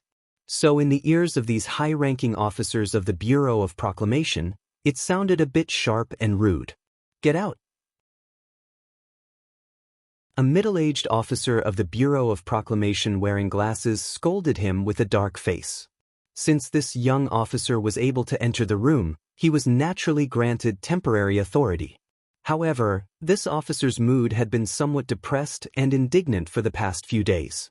Especially when he heard the serial number of that base point, his mood was extremely bad. After returning to the bureau, he still had to write an inspection report, and he might even be demoted and have his pay cut. Just because of a small mistake? The bureau had not done such a large-scale project for many years. He had no experience at all. Was he to be blamed? The officers of the Bureau of Proclamation in the room glanced at Su Li and shook their heads. They wondered what kind of medicine this officer had taken. He dared to mention the thing that old Nyo did not want to mention the most in front of him. No wonder old Nyo's attitude was so bad. No one paid attention to Su Li. He stood alone at the door. After a moment of silence, he suddenly turned to Deputy Director Bai and asked, "I want to know who is in charge of the G2337 base point." At this time, the people in the room saw clearly that their immediate superior, Deputy Director Bai, was following behind this officer. They all stood up in shock, not knowing what had happened. Deputy Director Bai had a strong premonition that if he said it, something very bad might happen. But facing Su Li's persistent and firm eyes, and thinking of this officer's shocking level of authority, he hesitated for a moment and finally said in a hoarse voice, "Nyo Delu." "Who is Nyo Delu?" Su Li turned to look at the officers of the Bureau of Proclamation and asked. No one answered him, but he followed their gazes and narrowed his eyes. He stared at the middle-aged officer not far in front of him. It was this officer who had angrily yelled at him to get out. "I am in charge of that base point." Nyo Delu looked at the young officer in front of him. His thoughts were slightly chaotic because of the arrival of Deputy Director Bai, but his voice still showed the unique coldness of the officers of the Bureau of Proclamation. "What's wrong? What's the matter? If there's nothing, then hurry up and leave. I'm not in the mood to talk about this nonsense right now." Su Li looked at the face full of indifference in front of him without blinking. It was as if he wanted to remember every detail of this face. He was a Federation officer. Even if he had many opinions about that stupid Bureau of Proclamation official, he only wanted to follow the established procedures and report to his superiors. When he walked into the data center, he only wanted to see which stupid bastard had killed so many of his brothers. He didn't plan to do anything directly. But now that he looked at this official's face, he knew that he was wrong. The Bureau of Proclamation was the Bureau of Proclamation. The officials under the protection of the Great Radiance did not care at all how many Federation soldiers their mistakes would kill. There was no regret, sorrow, or guilt in their hearts. On the contrary, they were angry at the loss of face brought by their own small mistakes. So, the heat from the countless cigarettes that had been lit for several days finally began to boil in his chest. It burned his heart until it became hotter and hotter, and his narrowed eyes became brighter and brighter. Are you a pig? How could you make a mistake with a technical manual? He looked into Nyodelu's eyes and said with an indifferent tone, "The Federation spends so much money to support people like you. Can't you be a bit more professional?" The room was silent. The Bureau of Proclamation officials and officers looked at this person who suddenly appeared and the anger they could not understand. "What did you say?" Nyodelu's eyes widened in disbelief. He was about to sneer out of anger. Su Lu ignored him and said, "We are soldiers. It is our duty to obey orders. My team members have never been afraid of death, but we should not pay such a terrible price for your stupidity. Do you know how many people have died because of your stupidity? You are Su Lu from Group 7? Nyodelu finally reacted. His expression changed slightly, and then he said in a furious and angry voice, "This is a standard error. It is the allowable error in the manual. What does a soldier like you know? You are under investigation. What right do you have to question me?" Deputy Director Bai felt that the situation was about to get out of control. He hurriedly walked behind Su Lu and said uneasily, "Lieutenant Colonel Su Lu, we have sent the relevant report back to the Bureau. There will definitely be a solution that you will be satisfied with. I believe that the Bureau will definitely inform you and your unit at the first moment." Nyodelu and the officials of the Charter Bureau, who had also begun to feel indignant, looked at their superior in astonishment. They thought to themselves, "These days, you were the one who was angry at this officer for not following military discipline and his undisciplined behavior, and strongly demanded an investigation. Why did you suddenly change your mind?" "I originally only wanted to report to the Ministry of Defense and complain about Xiao He. But now I suddenly understand. Your Bureau of Proclamation is used to being the biggest in the world.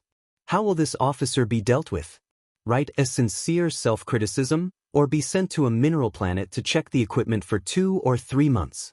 Su Lu said calmly with no fluctuation in his voice, "But many of my people have died." After saying this, he fell silent. His fist, which was as hard as a rock, moved and smashed viciously in front of him. The fist smashed into the face of the Bureau of Proclamation official, sending another pair of glasses flying. A stream of blood flew angrily onto the roof. The man fell to the ground with a heavy thud.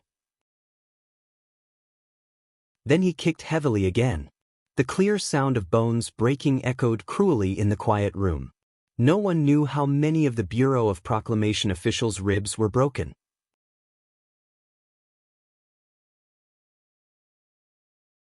Chapter 471.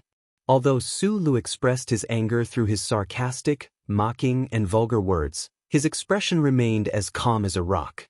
No one would have thought that, without any warning, he would suddenly attack. He knocked Nyodelu to the ground like a madman and then stomped on him countless times with his military boots so that he could not turn around. Su Li's fists and feet were like mechanical arms with rigid springs installed. They came crashing down with a whoosh, as calm as hitting a sandbag during training. The storm-like fists and feet attacked Nyodelu until blood flowed out from his face. His bones and flesh cracked. The scene looked extremely cruel. Nyodelu howled miserably. His terrified and shrill voice filled the data center. However, he only cried for less than 3 seconds before he fainted shock, bewilderment, fear, and anger. Countless complicated expressions appeared on the faces of the officials of the Bureau of Proclamation. Everything happened too fast. So fast that they could not react at all. Their colleague was already beaten beyond recognition. Even the officials who reacted faster were intimidated by Su Li's crazy attacks and the cold calmness that was the complete opposite of the crazy. They felt cold all over and did not dare to move forward. It was not until Nyo Delu fainted and Su Le gradually straightened his slightly bowed body that the officials in the data center began to shout angrily. They were used to being accompanied by the data, regulations, and logic of the Bureau of Proclamation. When faced with this inconceivably savage and violent scene, they naturally did not dare to move forward. They could only angrily order the officers in the room to attack. The reaction of the Federation officers was not fast enough. They were soldiers and naturally stood on the side of Su Lu and Group 7. In addition, they knew very well what kind of price the Bureau of Proclamation officers had to pay for the stupid mistakes of their comrades, so they were not willing to interfere at all. On the contrary, when they saw Su Lu beat up the Bureau of Proclamation officer, they felt some indescribable excitement and comfort in their hearts. But after all, this was a time of war. This was a glorious command ship. The officers could not just stand by and watch Su Lu beat Nyo Delu to death. At such a time, an active military officer killed an official of the Bureau of Proclamation in broad daylight. No matter how strong his background was, it was impossible for him to escape the punishment of military discipline and imprisonment. Nyo Delu was unconscious on the ground. The officers walked forward and blocked in front of Su Lu, at the same time calling for the warship's medics to come and save the wounded. Associate Chief Physician Bai narrowed his eyes and watched as Su Lu straightened his slightly hunched body. He was so angry that his entire body trembled, and he clenched his fists tightly. She wasn't imitating Su Li's unique expression when he was angry or nervous. Instead, her glasses had been shattered into pieces, and her myopia made her vision a little blurry. If she didn't squint her eyes, she wouldn't be able to see what was happening in front of her. Su Li's merciless and fierce attacks on his subordinates and the blood on the ground still pierced through her eyes and pierced her heart. The pride and dignity of the Bureau of Proclamation temporarily overcame the confusion, doubt, and fear of Su Li's authority. She looked at Su Li's blood-stained right hand and said angrily, "Are you satisfied now?" Su Li didn't turn his head. His tense body rose and fell slightly under his dark military uniform. He wasn't panting because he was tired, but because his emotions were fluctuating. "Yes, I'm satisfied." These two lines of dialogue seemed to have a strange style unique to Schiller's absurd comedies, but everyone in the room knew that this was not a comedy, but a tragedy, a play that no one dared to guess the outcome of.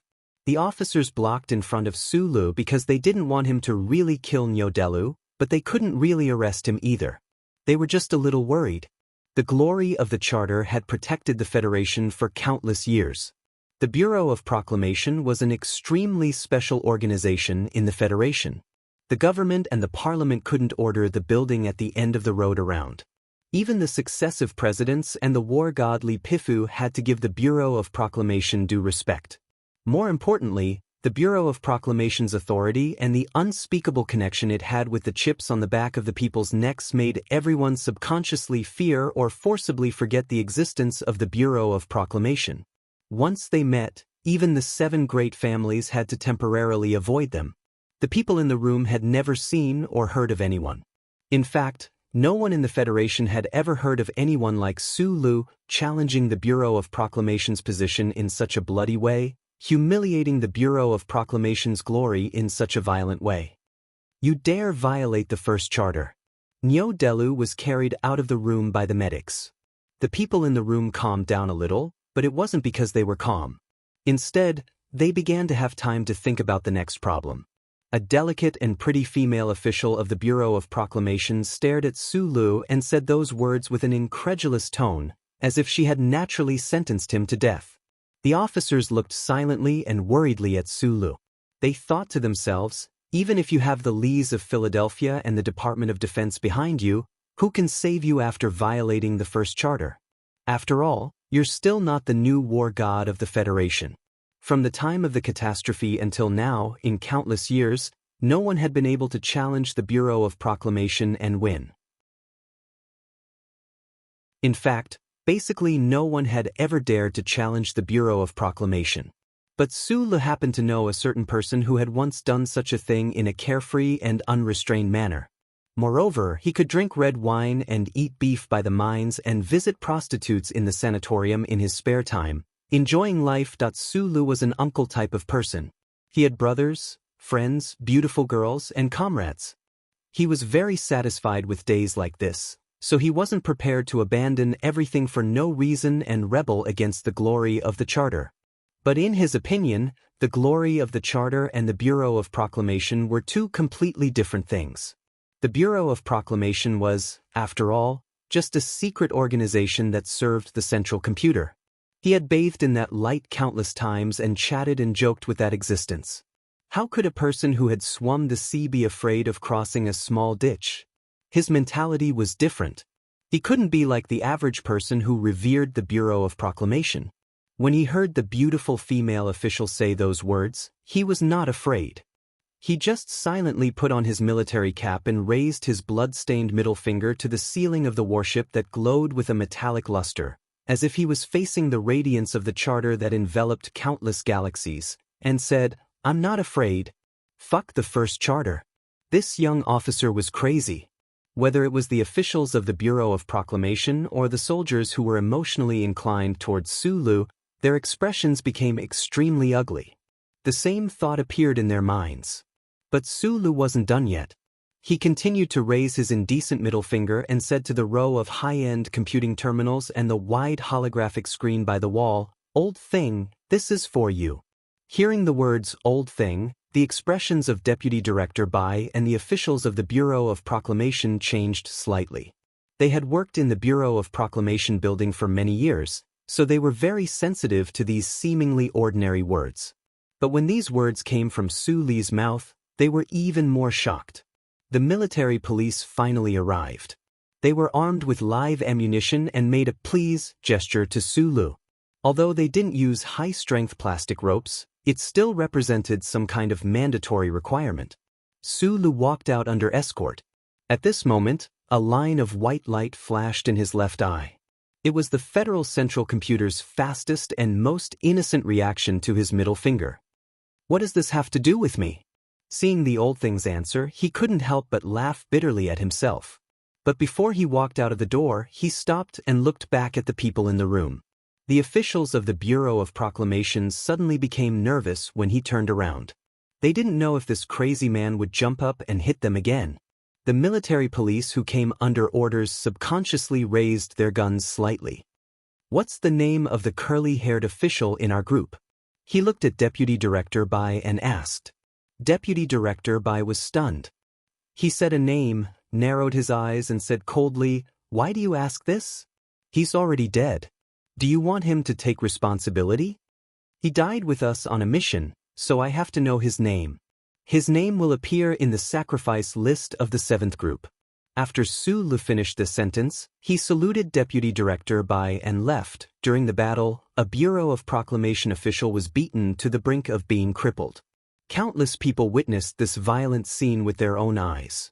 Even if the federal military wanted to find a way out for Sulu, they couldn't bear the anger of the Bureau of Proclamation and leave the matter unsettled.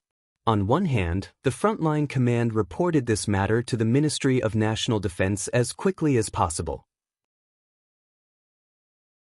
On the other hand, they had no choice but to issue disciplinary measures to Sulu. At the same time, they anxiously waited for the attitude of the Bureau of Proclamation in the capital ring. Su Li's military punishment was to be confined until the Bureau of Proclamation made a decision. This seemed to be a very harsh method, but he didn't care. After all, after killing Macklin, he was imprisoned in the Fox Fortress for a few months, but he still survived. At most, he would let the old guy make a few more movies to watch. He could face all of this calmly, but the members of the 7th group couldn't. Lieutenant Colonel Sulu wanted to seek justice for them and their dead comrades, so he beat up an official of the Bureau of Proclamation. As a result, he was confined by his superiors. For a time, the entire barracks was filled with the sound of guns being loaded. Other than that, the camp was deathly silent. But for some reason, the other groups that passed by the barracks felt that there were countless roaring beasts hiding inside, ready to rush out at any moment. Bai Yulan, who looked docile on the surface but was actually sharp and bloodthirsty, could intimidate these men, but she remained silent. On the surface, she was full of sarcasm, but in reality, the smooth and cunning Lan Xiaolong also remained silent. From a certain perspective, they were even allowing the members of the 7th group to brew up this violent emotion. This was because Bai Yulan and Lan Xiaolong knew very well what Su Li's actions meant, and what it meant to offend the Bureau of Proclamation. If they didn't cause a big commotion, they were afraid that the small-eyed man they were determined to follow would really be in big trouble. The abnormal emotions in this ordinary barracks finally broke through the atmosphere and reached the Federal Fleet among the stars.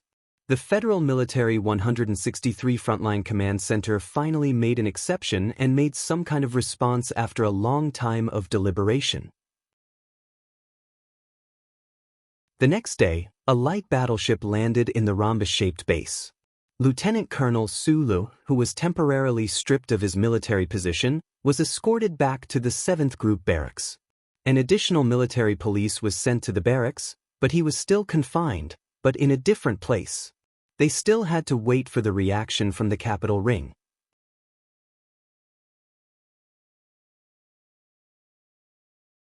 Chapter 472. 3 moons climbed up and shone on the wild vegetables in Little Sister's basket. 3 moons fell and ate up the wild vegetables Little Sister made. 3 moons disappeared, Little Sister also disappeared. 3 moons rose, Little Sister, when will you come back? In the night sky, 3 moons of varying sizes shone on the quiet barracks and played a bright silver light on the continuous roof. A few hoarse voices softly hummed a simple ballad, providing a discordant accompaniment to this beautiful night scene. This was a Westwoods ballad about the lives of the Federation citizens who were lost on Planet 163 after it was occupied by the Imperial Expeditionary Force a few decades ago. The Federation Society had deliberately forgotten about the 3 fallen planets, including this planet, but the natives of the Westwoods region could not forget. This song had spread far and wide. Although there were no members of Group 7 who were originally from the Westwoods, after being on the front line for a long time, everyone could sing this song. Su Lu sat on a green bench behind the door, a cigarette in his mouth as he looked up at the moon in the sky. The astronomical phenomenon of 3 moons existing together was said to continue for 46 days. How many more days would he have to be locked up? I say, boss, how is the singing? You have to give me an opinion. Xiong Linquan asked in a hoarse voice. The diamond-shaped base was set up on a plateau. Although the sea was not too high, the air was particularly dry. In addition, these soldiers were used to smoking without leaving their lips, so their voices were rougher than usual, and their lips were full of thin cracks. Well, to be honest, it's not that great, Su Lu, who was sitting behind the door, said with a smile. He knew very well that these guys were afraid that he would be too bored in the confinement, so they found a way to accompany him to pass the time. Group 7, who was originally extremely angry and ready to roar at any moment, had already calmed down. Because of what happened next, they could not find any reason or excuse to fly into a rage. The Federal Military Command noticed the strange phenomenon in the barracks and made a very wise decision to transfer Su Lu from the warship to the ground and lock him up in Group 7's barracks. Was this still considered confinement? Other than not being able to walk out of the room freely, there was no problem with his life. Of course, there were 2 more statue-like gendarmes outside the door. Over the past few days, Su Lu had been staying in his room obediently and did not cross the line at all. It was just that he had yet to receive any specific punishment from the capital ring. Whether he was officially arrested, brought back for trial, or directly locked up in the military prison of Qingqing, no matter how bad the result was, it was still better than waiting for the worst result.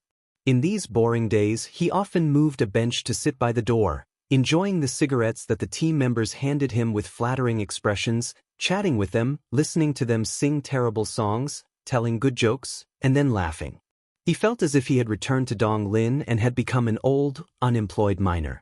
He sat silently by the side of the street and watched the children play. His face was filled with the marks of time in the mines, and his face was filled with wrinkles that were as tough as iron. Just like the 7 groups of small folk music concerts in the middle of the night, the sun was dazzling, the air was dry, and the smoke was pungent. Su Lu threw away the remaining half of the cigarette in his hand, pursed his cracked lips, and suspiciously took the miniature data storage box from Lan Xiaolong's hand that reached in through the door. He connected it to his phone. Looking at the images that appeared on the screen, he could not help but frown.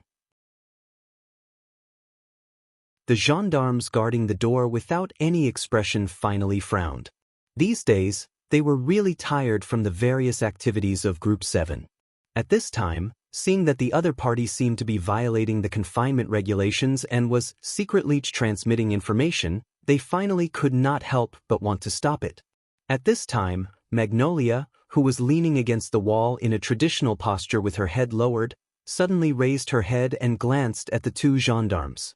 Her gaze was as cold as a knife drawn from ice. The two gendarmes looked at each other and stood back to their original positions. Su Lu turned off the images on the screen of his phone and looked at Lan Xiaolong angrily. "You think that when a person is bored, they should watch porn?"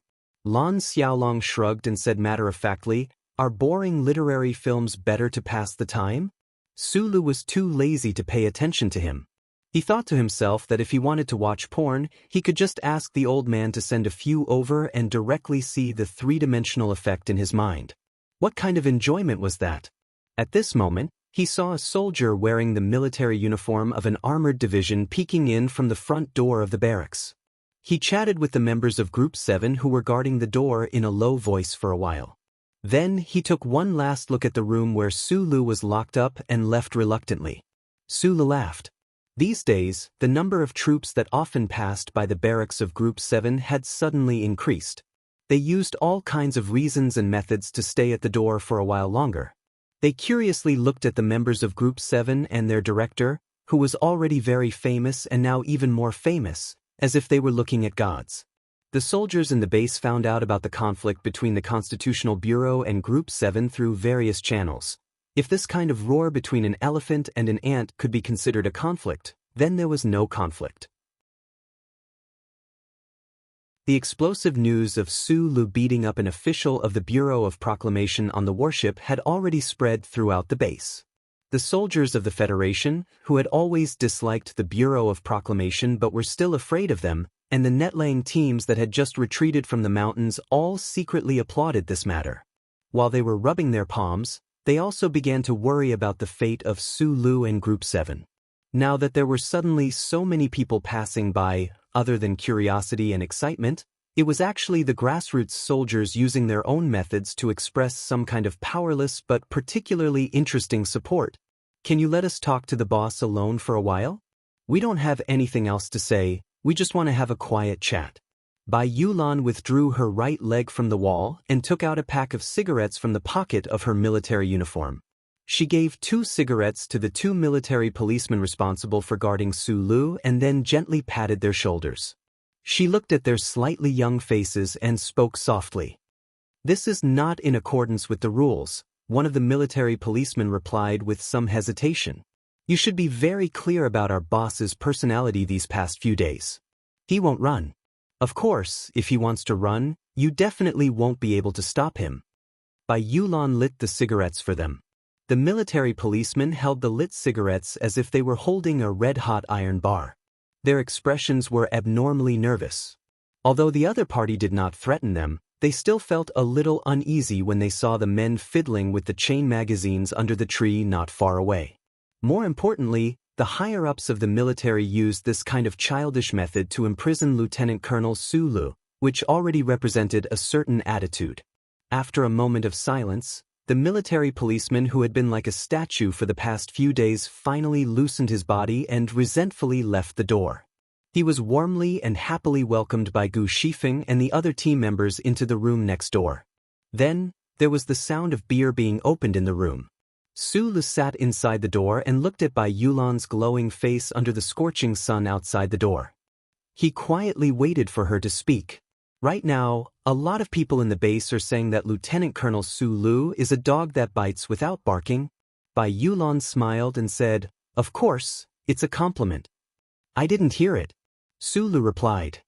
He knew that the soldiers in the base probably thought of his quiet and somewhat wooden personality and his sudden outburst of events. After a moment of silence, he said thoughtfully, "Actually, I haven't always been this quiet. When I was young, I actually often said some sharp and unkind words. I wasn't any worse than Lan Xiaolong. At this moment, Lan Xiaolong was much quieter than usual. When he heard this sentence, he only shrugged to express his disdain.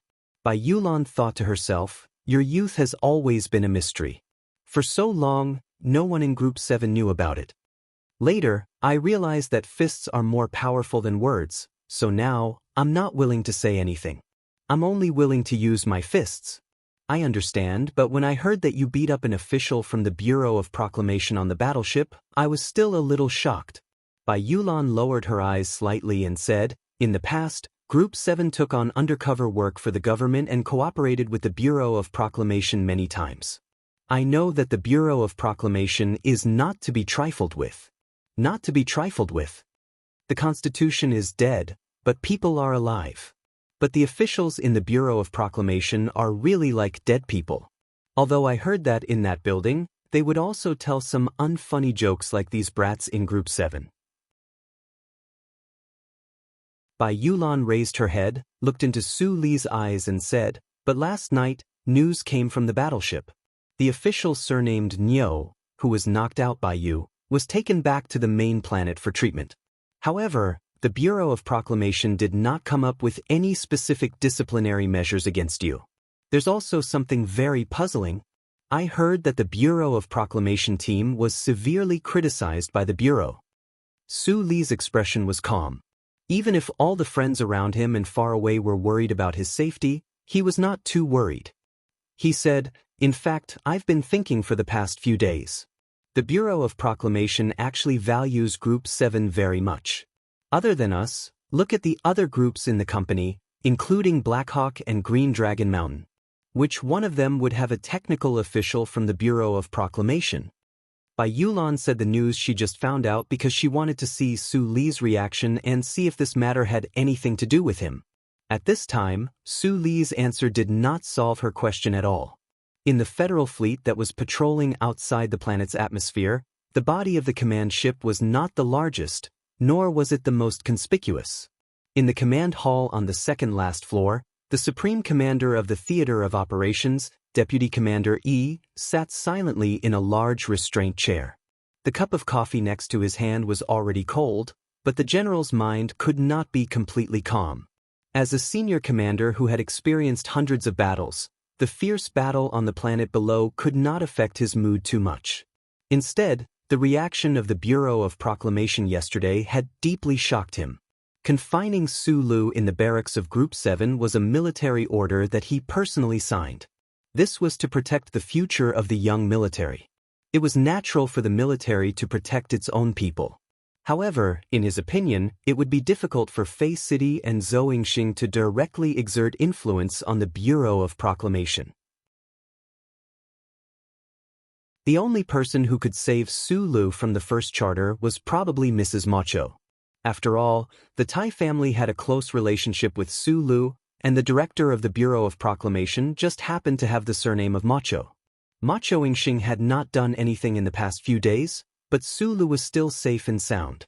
He was so comfortable in confinement.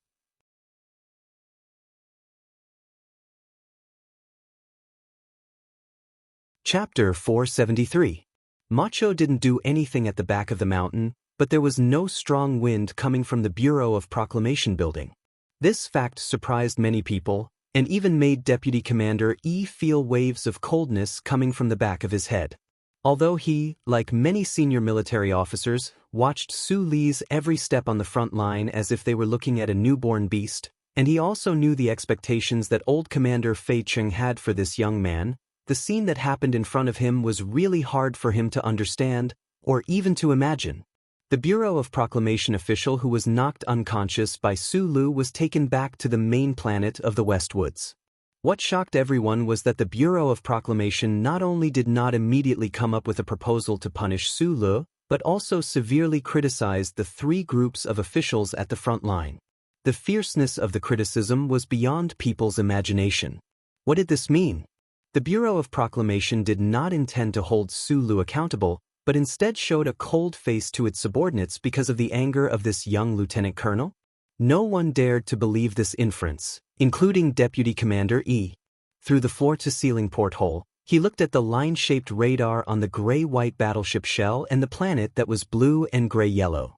He fell into silenced S1 Capital Special District, at the end of the dead-end road, inside the gray Bureau of Proclamation building under the shade of green trees. An in-depth conversation about this matter was taking place.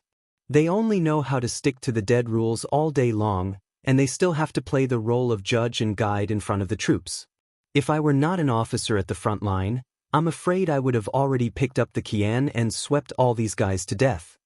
The old director stared at the holographic screen that rose above the table, and a trace of deep mockery appeared on his slightly drooping lips. He continued in a light voice, "They can always act as harmonious and peaceful as a family comedy actor in this building, as if everyone is a changed or uglier Jian Shuer, telling witty jokes, and filling the office and underground with warm laughter forever. I always thought that a group of officials like this would not immediately turn into robots once they were released." After a moment of silence, Cui Zhedong uneasily smiled and replied, "The officials who left the Bureau of Proclamation will always have some sense of superiority in their bones. Besides, after all, the business we are engaged in involves the safety of the Federation, so in addition to having a high level of authority, the staff must also have the sincere cooperation of the other troops of the Federation."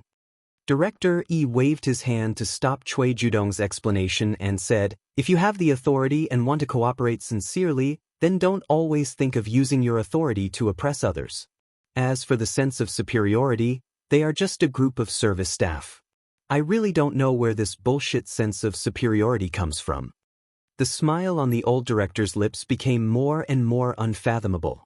He said, "The safety of the Federation will always be related to the old guy, and it has nothing to do with us extension programs and cleaners." Cui Zhedong was silent and smiled bitterly. He knew that the director was telling the truth, but the ordinary people and the various departments of the Federation did not know the internal workings of the Bureau of Proclamation. Glory shrouded everywhere, and the sense of mystery grew deeper because of the strict charter discipline, which was why the staff of the Bureau of Proclamation were so respected and revered. If there were no major accidents, such as the sudden opposition of 2/3 of the members of the Federation in the Parliament, Assistant Cui Zhedong would be the next director of the Bureau of Proclamation. However, in front of the old director, who had raised him single-handedly, he could not express any more persuasion or opposition. Last night, the director had personally signed a written document and scolded all the officers of the Bureau of Proclamation on the front lines. He did not know if this would improve the cooperation between the officers and the front lines. "What I am most worried about now is Lieutenant Colonel Su Li's authority level." He looked at the director's slightly tired face and uneasily brought up another topic. "Right now, we can't find out his exact authority level through various methods. However, according to Bai Ji's report and the testimony of another officer, he does indeed have the first sequence authority. In that case, the final activation program of the 163 network was indeed issued by him." 3 questions. Director Yi's expression became serious. First, when did he have this authority level? Second, why did he have this authority level? Third, in that base in the wilderness, there was no activation program in his hands. What method did he use to order the central computer to activate the entire network? Director slowly closed his eyes and said in a low voice, "We all know that Lieutenant Colonel Su Lu is the 72nd anomaly. We have been paying attention to him, but who can explain these 3 questions? Especially the last question. The data monitoring channel on the warship did not capture his communication with the central computer at all. Who can explain this problem?" "There is no explanation," Cui Zhedong answered seriously. Director was silent for a long time. Then he opened his eyes. With a slightly cloudy gaze, he looked at the continuously flashing white mechanical characters on the light screen in front of him and then fell like a waterfall. His voice was extremely calm. "Old man, can you answer these 3 questions?" The continuously pouring white mechanical characters on the light screen suddenly stopped and condensed into a line of clear human words. Lieutenant Colonel Su Lee's acquisition of the first sequence authority is completely in accordance with the first charter. Other than this sentence, the cold and mechanical Federal Central Computer did not give any additional explanation. This was the umpteenth time the two leaders of the Bureau of Proclamation in the room had tried this kind of inquiry. They were extremely familiar with the Central Computer's answer. They knew that this meant that the granting of the authority level was a top secret. A top secret that even I do not have the authority to know. What kind of top secret is it? The beautiful scene before the catastrophe, or the promiscuous private life of the five-man team? Director Yi's slightly drooping lips were once again filled with mockery, but this time it was self-mockery. From a certain perspective, this office of the Bureau of Proclamation was even more important than the president's official residence. The dead silence at this moment clearly showed how Su Lee's level of authority troubled the two people in the room. After a long silence, a faint light suddenly flashed through Director Yi's cloudy eyes. He said, "When was the authority level given out?" This time, the Federal Central Computer did not hesitate and gave a very specific date, down to the second. At that time, Su Lee had already escaped from Donglin and was in the capital ring. He was the leader of Team 7. Before the assassination. Cui Zedong had been secretly observing Su Lee for more than a year. As one of the very few people who knew Su Lee's true identity, he warily and uneasily weaved the events that had happened to Su Lee into a deep time chain in his mind. That was why he blurted it out at this moment. Director Yi was silent for a long time. Then, he took a deep breath and said with a sigh condensed from decades of work, "Humans will never be able to understand the thought pattern of this computer underground." "Old man, don't you think so?" The characters on the light screen condensed again. "I don't know." "Since you don't know, then what are you doing?" "I don't care anymore." Director Yi stood up shakily and took out the golf club that he had used for many years from the back of his office chair. He smiled at Cui Zedong and said a few words before walking out of the door. Cui Zedong watched his back and could not help but bitterly laugh. The director had played golf for 30 years, but he still stubbornly refused to distinguish between iron and wooden clubs. Perhaps only such a powerful person with obsessive-compulsive disorder was qualified to be in charge of the Bureau of Proclamation. However, even the old director had left with a sigh in front of the lieutenant colonel named Su Lee twice in a row and did not ask again. He looked at the white mechanical characters that poured out like a waterfall on the light screen again, and the corner of his eyes twitched slightly. In the end, it turned into a sigh, was the first charter of the Federation 700,000 or 1,700,000 words. How much storage space would it take to put all those documents with additional annotations that were like a vast ocean? During his life as a fugitive, Su Lee was extremely afraid of the first charter that covered countless aspects of life in the Federation but was invisible to him like air. Therefore, he did not dare to say that he completely understood the first charter even after studying it for a long time in the gatehouse and library of Yue University. From this perspective, should the military police be the soldiers that protect the dignity of the first charter? Su Lee sat inside the door while Bai Yulan leaned against the door. 2 cigarettes were enough to send the other party away, but they did not have much confidence in their hearts. Even the former who had the ultimate weapon of mass destruction was the same. Other than the news from last night, the most important news right now is that this morning, the general attack on Planet 3320 has officially begun. Bai Yulan took a drag of the cigarette and said softly. Su Lee's eyes lit up. Planet 3320 was the most important military operation for this victory. The main forces of the Imperial Expeditionary Force were stationed here. The federal military had also invested the most powerful forces on this planet. The enemy's headquarters was placed on the battleship above the planet. The Tiger of the West Woods, who led the frontline forces, had also been eyeing this planet covetously. This is a truly important matter. How can our small matter compare to it? He shook his head and said, but no one answered. Because of the pressure of the invisible existence and the unknown feeling of not knowing what the outcome would be, the conversation inside and outside the confinement room was particularly dry. The expressions of several people were somewhat dull. Not far away, under the shade of a tree, The members of Group 7 also appeared somewhat powerless because of the dry air and stifling temperature of the plateau. They lowered their heads and silently carried out gun maintenance. They no longer had the energy to chat or sing unpleasant folk songs. If the headquarters really gave a cold and cruel punishment to Su Le, they would certainly be hot-headed, flipping out, and mutiny. No matter how bleak the final outcome, they would still seek revenge. However, the cold treatment of this matter by the higher-ups made them unable to use their strength. They were extremely depressed. Just as this seemingly endless dreary life that seemed to go on day after day and seemed to go on for countless days made their bodies dry and weak, a military vehicle suddenly drove to the front door of the barracks, and an officer walked out. The members of Group 7 all stood up and looked at him with vigilant eyes. However, no one would have thought that this officer would silently walk to the front of the confinement room, wave his hand, and call 2 military police away. Without saying a word to the members in the barracks, he got on the military vehicle and left. The members were stunned.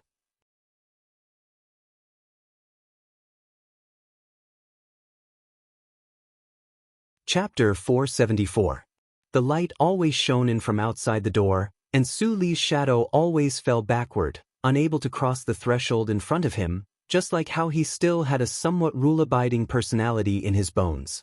He stood at the door and kept scratching his head in hesitation, unable to take a step forward for a long time, even though he knew that taking a step forward would mean some kind of freedom. No one issued an order, and the command center did not issue any instructions, but the 2 military police officers had already left silently. Was this a step to take or not to take? The members of Group 7 did not care about this. They all swarmed over and flooded into the confinement room that was originally off-limits. They raised their guns with one hand and cheered heartily, forcibly squeezing Su Lu out of the room with human waves and foot odor. His feet landed on the fresh soil, and he was already sitting under the shade of a big tree. His 5 hands were spread out like branches, and his 5 hands were filled with cigarettes handed to him by his team members. Su Lu could not help but sigh like an old man. So this is freedom. The Federal Army under the command of the Tiger of the West Woods forcibly resisted the questioning of the parliament members of the Capitol Ring. After dozens of days of silence, they quietly reconstructed the charter network, and then began an all-out offensive on the 3 fallen planets. More than 90 divisions were like countless hungry tigers, roaring on the surface of the 3 planets. With the computing power of the Federal Central Computer and the demon-revealing effect of the glory of the Charter, they ruthlessly beat down the last main force of the Imperial Expeditionary Force. The current situation was very good for the Federation. The victorious military operation had entered the critical phase, and the countless combat teams responsible for laying the network on the 3 planets ushered in a rare rest time. They boarded the transport ships of the Federation and returned to the main planet of the West Woods. During the days of waiting for the rotational break, the silence of the Bureau of Proclamation made all the soldiers of the base certain that Su Lu would accept any punishment. What a scene of spring sunshine and high spirits! Taking advantage of the fact that none of the superiors dared to challenge Su Lu at this time, the old members of Group 7 took the risk of going deep into the war zone. They collected the bodies of the sacrificed members at the riverbank and burned them into countless palms of gray-white and uneven bone ash. They stored them in a ceremonial military coffin with great care. When they suddenly received the order to retreat, the members of Group 7 were filled with unwillingness, especially the new members. They looked at the cannons in the distance and felt excited. They wanted to rush to the front lines and kill the enemy. They wanted to avenge their fallen comrades. However, half of the 100 or so members were injured. Half of the injured were heavily injured, and half of the seriously injured had already been sacrificed. With such a huge loss, it was impossible for the military command to allow them to remain at the front line. At this moment, Lon Xiaolong said indifferently, "There will be more battles in the future. Just wait and see." This sentence convinced many people. Although it was difficult to say that the members retreated willingly, they did not have too many conflicting emotions. On the transport ship returning to the main planet, the members of Group 7 received another gift. The Shell Motor Company sent a generous allowance to all the members' accounts. This was an order signed by the CEO of the Shell Motor Company. It bypassed the Whitewater Security Company and was directly transferred to the members' personal accounts. It was to commend them for their achievements on the front lines in the West Woods, for their contributions to the Federation's peace and for their contributions to the Shell Motor Company. A monthly allowance of $170,000 Federation dollars was undoubtedly a rare benefit in the Federation. However, the new members of Group 7, those hedonistic old soldiers, really did not care about this. They had a good environment and a prominent family background. It was enough for them to see this as a small amount of money. But what was very strange was that after the new members received this allowance, they were all very excited. This was because, for them, this kind of money that they earned themselves was a rare honor and the most authentic sense of accomplishment. Beside the porthole of the warship, Symbol once said seriously, "Motherfucker, this is the first money that I earned. In the end, it was exchanged with my life. I have to spend it all to feel good." The Federation's air-to-ground transport ship had a unique shape. It was like an all-terrain fighter that had been enlarged many times. However, its two wings were particularly wide and thick. Its entire body was silver white, and it was like a fat goose. Therefore, every time the transport ship entered the atmosphere and slowly landed, it would always attract a lot of curiosity and fresh gazes from the public. It was really rare to see a fully metal goose swaying and breaking through the air, creating countless sharp whistling sounds as it descended. However, this was not the case these 2 days because there were too many Federation's transport ships that had landed above the base. After the general attack on the 3 fallen planets was launched, the more than 20,000 net-laying teams all retreated back to the main planet in a short period of 3 days. The transport ship took off and landed so frequently that even the workers outside the base who were responsible for unblocking the canals were a little bored. In the northwest corner of Long Wind Base, the members of Group 7 walked out from the belly door of the transport ship in a single file. Then, they stood solemnly on the tarmac in the strong wind and waited in formation. Behind them, 6 recruits wearing white gloves slowly walked over. They were carrying a black ceremonial military coffin. Their faces were red, but their expressions were extremely serious. The corners of their military uniforms did not tremble in the slightest. All around them, there were soldiers who had finished their mission cheering as they walked past. It was not easy for them to leave the bloody front line and welcome a rare opportunity to rest and play. Once they were disbanded, the heroic Federation soldiers turned into countless wild ducks without hesitation and flew away in all directions. Group 7 in formation was not disturbed in the slightest. They still stood solemnly in formation and did not wrinkle their brows even when the wind blew. The other troops who were cheering also noticed the abnormality. After a few whispers, they knew that they were Group 7. They subconsciously lowered their pink voices and even their footsteps became much softer. The last ones to walk down the warship were Su Lu, Bai Yulan, and Lan Xiaolong. The 3 of them represented the highest leadership level of Group 7. This was not a rule set by the military or the Nutshell Company, but a natural result of their bloody fighting career. Su Lu walked to the front of the team. Bai Yulan and Lan Xiaolong very tacitly stopped and stood behind him. He was wearing the sunglasses that Zhou Yu sent over half a year ago. He was holding a thick tobacco that was specially sent by 7th Young Masterly. He silently stood there and seemed to be extremely cool. But this seemed to be a little too similar to Du Shaoqing. Su Lu looked at the solemn team and laughed at himself in his heart. He took off the sunglasses, revealing a pair of sincere and amiable small eyes. He took off the thick tobacco in his mouth and threw it to Yan Bingyan, who was the most addicted to smoking in the team. "Attention!" Lan Xiaolong loudly shouted behind him. The members of Group 7 all stood at attention and did not move. Su Lu glanced at the ceremonial military coffin on the right side of the team that contained the ashes of his subordinates. After a moment of silence, he said, "I once had a conversation with a respectable lady. I believe that people will always die, and only reasons can make them stay.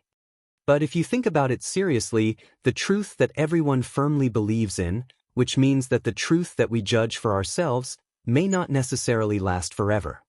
He narrowed his eyes and continued, "But I still believe that some things are more important than death. For example, resisting the invasion of the Imperium, saving the survivors of the 3 fallen planets, making the Imperium pay for their slaughter. No matter whether these reasons can last forever, I believe that the vitality of these reasons is much longer than the lives of us in our 80s or 90s. So some sacrifices are valuable." Sulu looked at the military coffin on the right side of the team and the Federation flag on the coffin and said, "Not to mention that these brothers died so that you could live, so I believe that even if it is for them, you should live a better life." He saw that the son of the governor, Da Vinci, had a warm smile on his lips and nodded vigorously. "Please forget them and live a good life," Sulu finally said. Lan Xiaolong loudly shouted behind him, "Dismissed." "Well said," Bai Yulan said behind him. "I am not born with a stone. I told you last time, but I got used to using my fists, which made me seem a little barbaric and monotonous." Sulu looked at the slightly restless team members and said with a trace of self-mockery, "When I was young, I didn't know how sharp my tongue was. And don't forget, I have the qualifications to be a level 1 technical supervisor of the Nutshell Mobile. No matter what, I should be considered an intellectual, right?" Bai Yulan was silent and thought to herself, "You are starting to mention the youth that no one knows about again." She couldn't help but feel a little depressed, her willowy eyebrows fluttering in the wind on the tarmac. The members of Team 7 didn't take the military vehicles sent by the base and walked to the periphery. The team members followed the style of Old 7 and Unit 83-84. Their expressions were slick, and every bone seemed incomparably loose. They walked with the demeanor of a hooligan. However, unlike the other troops, they didn't disperse in a hubbub. Originally, they were in a square formation, but at this time, they became a loose mass of meat, tightly united around Sulu in the center, not willing to disperse even a single step. Sulu looked at the heads around him and felt a little strange. He thought that the disbanding was already announced, but the members of Team 7, this rich army, didn't really disperse. Right at this time, Shipeng squeezed to his side and hesitantly asked in a low voice, "Boss, just now you said that we have to forget our dead brothers and live well. We feel that it is very reasonable. They want to ask you, do you want to go with us?" "Go to do what?" Sulu asked. "To do what you said." Shipeng began to fumble for the cigarettes in her military uniform and said with a silly smile, "We are going to find some women." The wind in Long Wind Base seemed to suddenly become stronger, blowing the expression on Su Li's face to become extremely complicated and interesting. 3 hours later, there was a street 13 kilometers away from the Golden Star Hotel. The street was full of 3-dimensional fantasy lights. Countless beautiful waitresses wearing light purple dresses were politely and quietly waiting outside the shop next to the Stone Lions. The Sunset nightclub in Sunset State was the largest and most luxurious entertainment venue. Tonight, it was booked by a group of rough men wearing military uniforms without epaulets.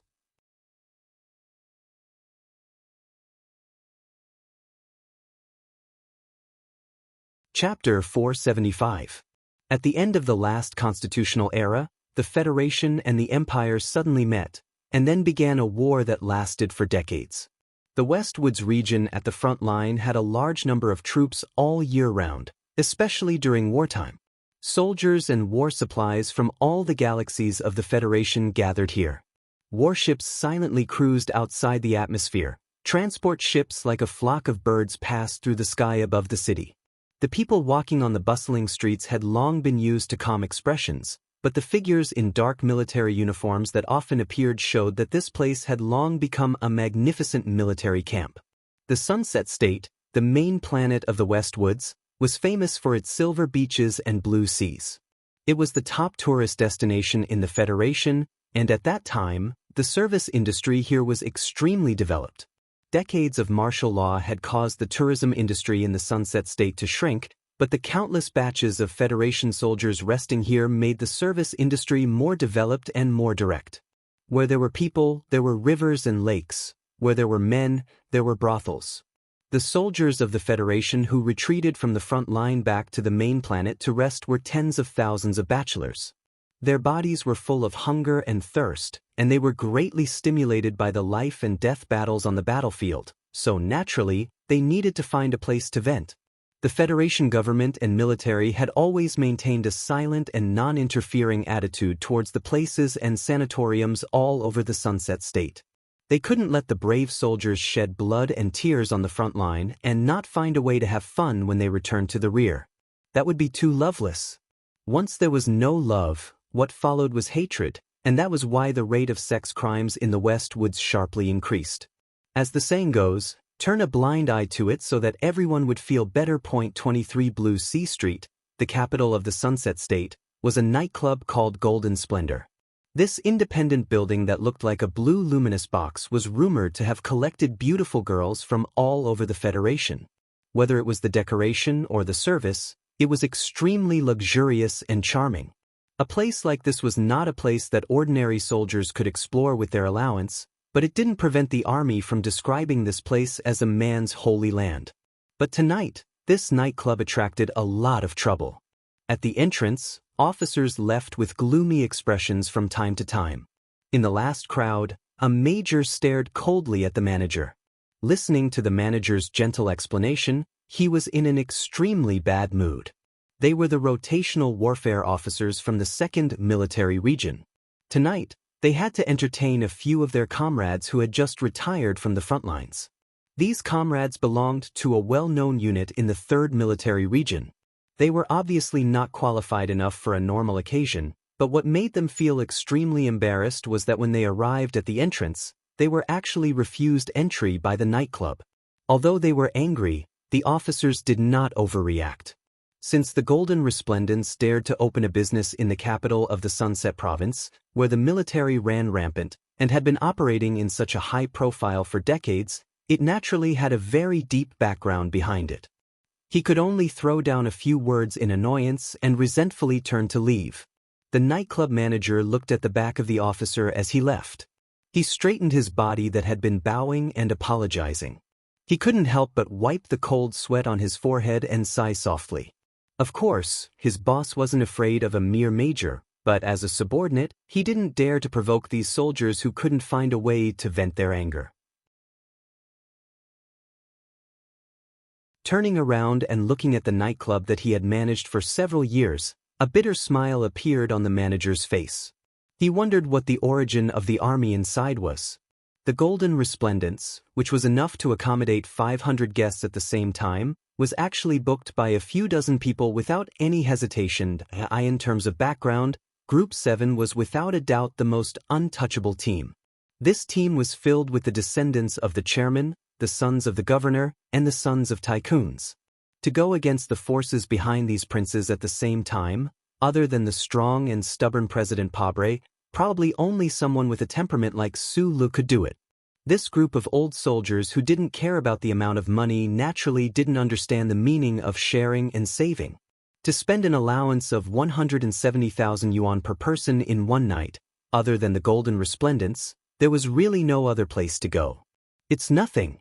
Normal people wouldn't dare to provoke this nightclub. Bai Yulan walked back from the entrance and said to the slightly worried Sulu, "The owner of this nightclub has some connections. I heard that he can freely enter and leave Latitude 2 District 36. Sulu felt that this name was familiar and asked, "Where is this place?" "The old house of the Zhong family in the West Woods," Bai Yulan replied. Sulu nodded. Someone who could freely enter and leave the old house of the Zhong family probably didn't dare to provoke in the West Woods. But why did the address of the old house of the Zhong family sound so familiar to him? While he was seriously recalling, his thoughts were interrupted by the sound of music coming from downstairs. The outer walls of the Golden Resplendents nightclub were covered with faint blue lights, but the lights inside the building were mainly lavender, reflecting on the black and gray decorative walls and floor, making it look quite stylish. On the wine island carved from fragrant wood, there were all kinds of mixed drinks, and the lavender lights rippled in the wine, creating a charming hue. To the west was an exaggerated glass wall, and the wall was filled with natural seawater. Countless small golden fish were following two long golden arowanas as they swam up and down. Inside the transparent hall on the second floor, waitresses in extremely short uniforms were carrying black wooden trays, smiling as they wandered around. Their slender white high heels supported their slender white legs, and the exquisite design of their uniforms outlined the curves of the young girls. When the soothing music became slightly more passionate, the waitresses' long legs seemed to become lighter, and with their soft waists and bright red full lips on their delicate faces, it was enough to arouse the desire in the depths of any man's heart. The members of Group 7 talked and laughed loudly as they drank the good wine in their glasses. Not long after, all the mixed drinks were taken away and replaced with Wenjun No. 3. Wenjun brandy, one of the most famous spirits in the Federation, was produced in the Ganzhou Hills district of Region S3. Among them, No. 3 was a treasure that had been in the cellar for more than 30 years. Not only was it expensive, but it was also rare. These rich kids ordered 80 bottles of No. 3 as soon as they opened their mouths. Even the golden resplendence was caught off guard, and it took them a full 20 minutes to get it. Alcohol, music, cigarettes, and beautiful women. A psychedelic atmosphere shrouded the air inside the building, washing away the light purple lights and making them even dimmer.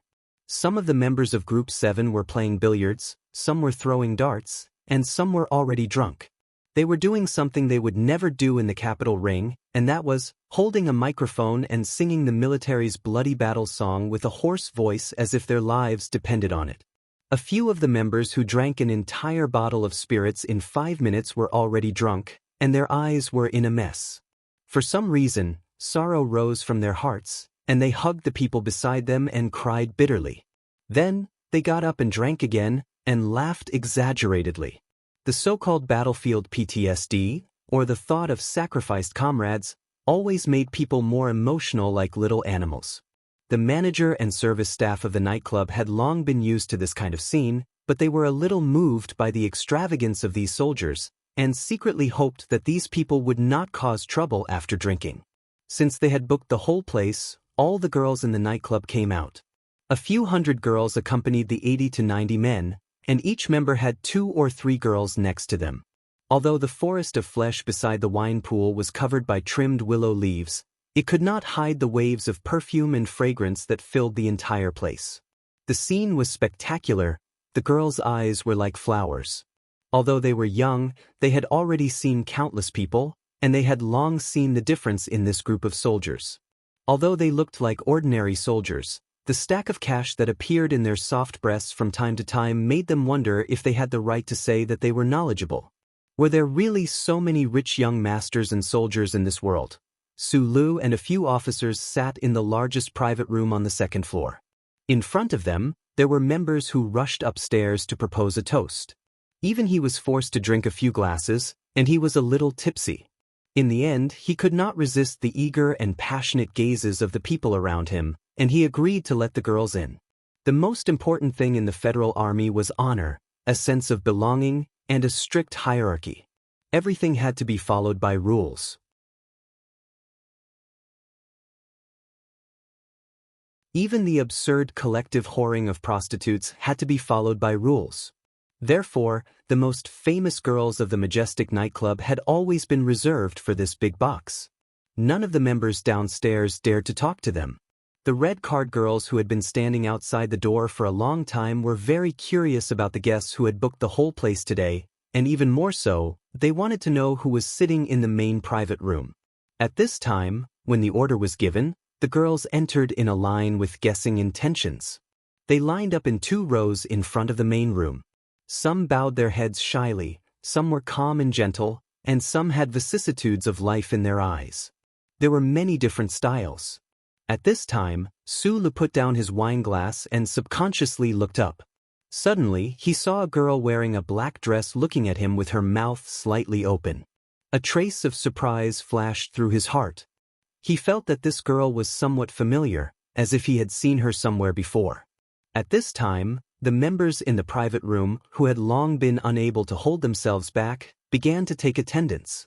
Shi Peng, who had the highest status among the young masters, had long been accustomed to his existence as Su Li's personal guard. He held a thick stick of tobacco and very familiarly arranged people.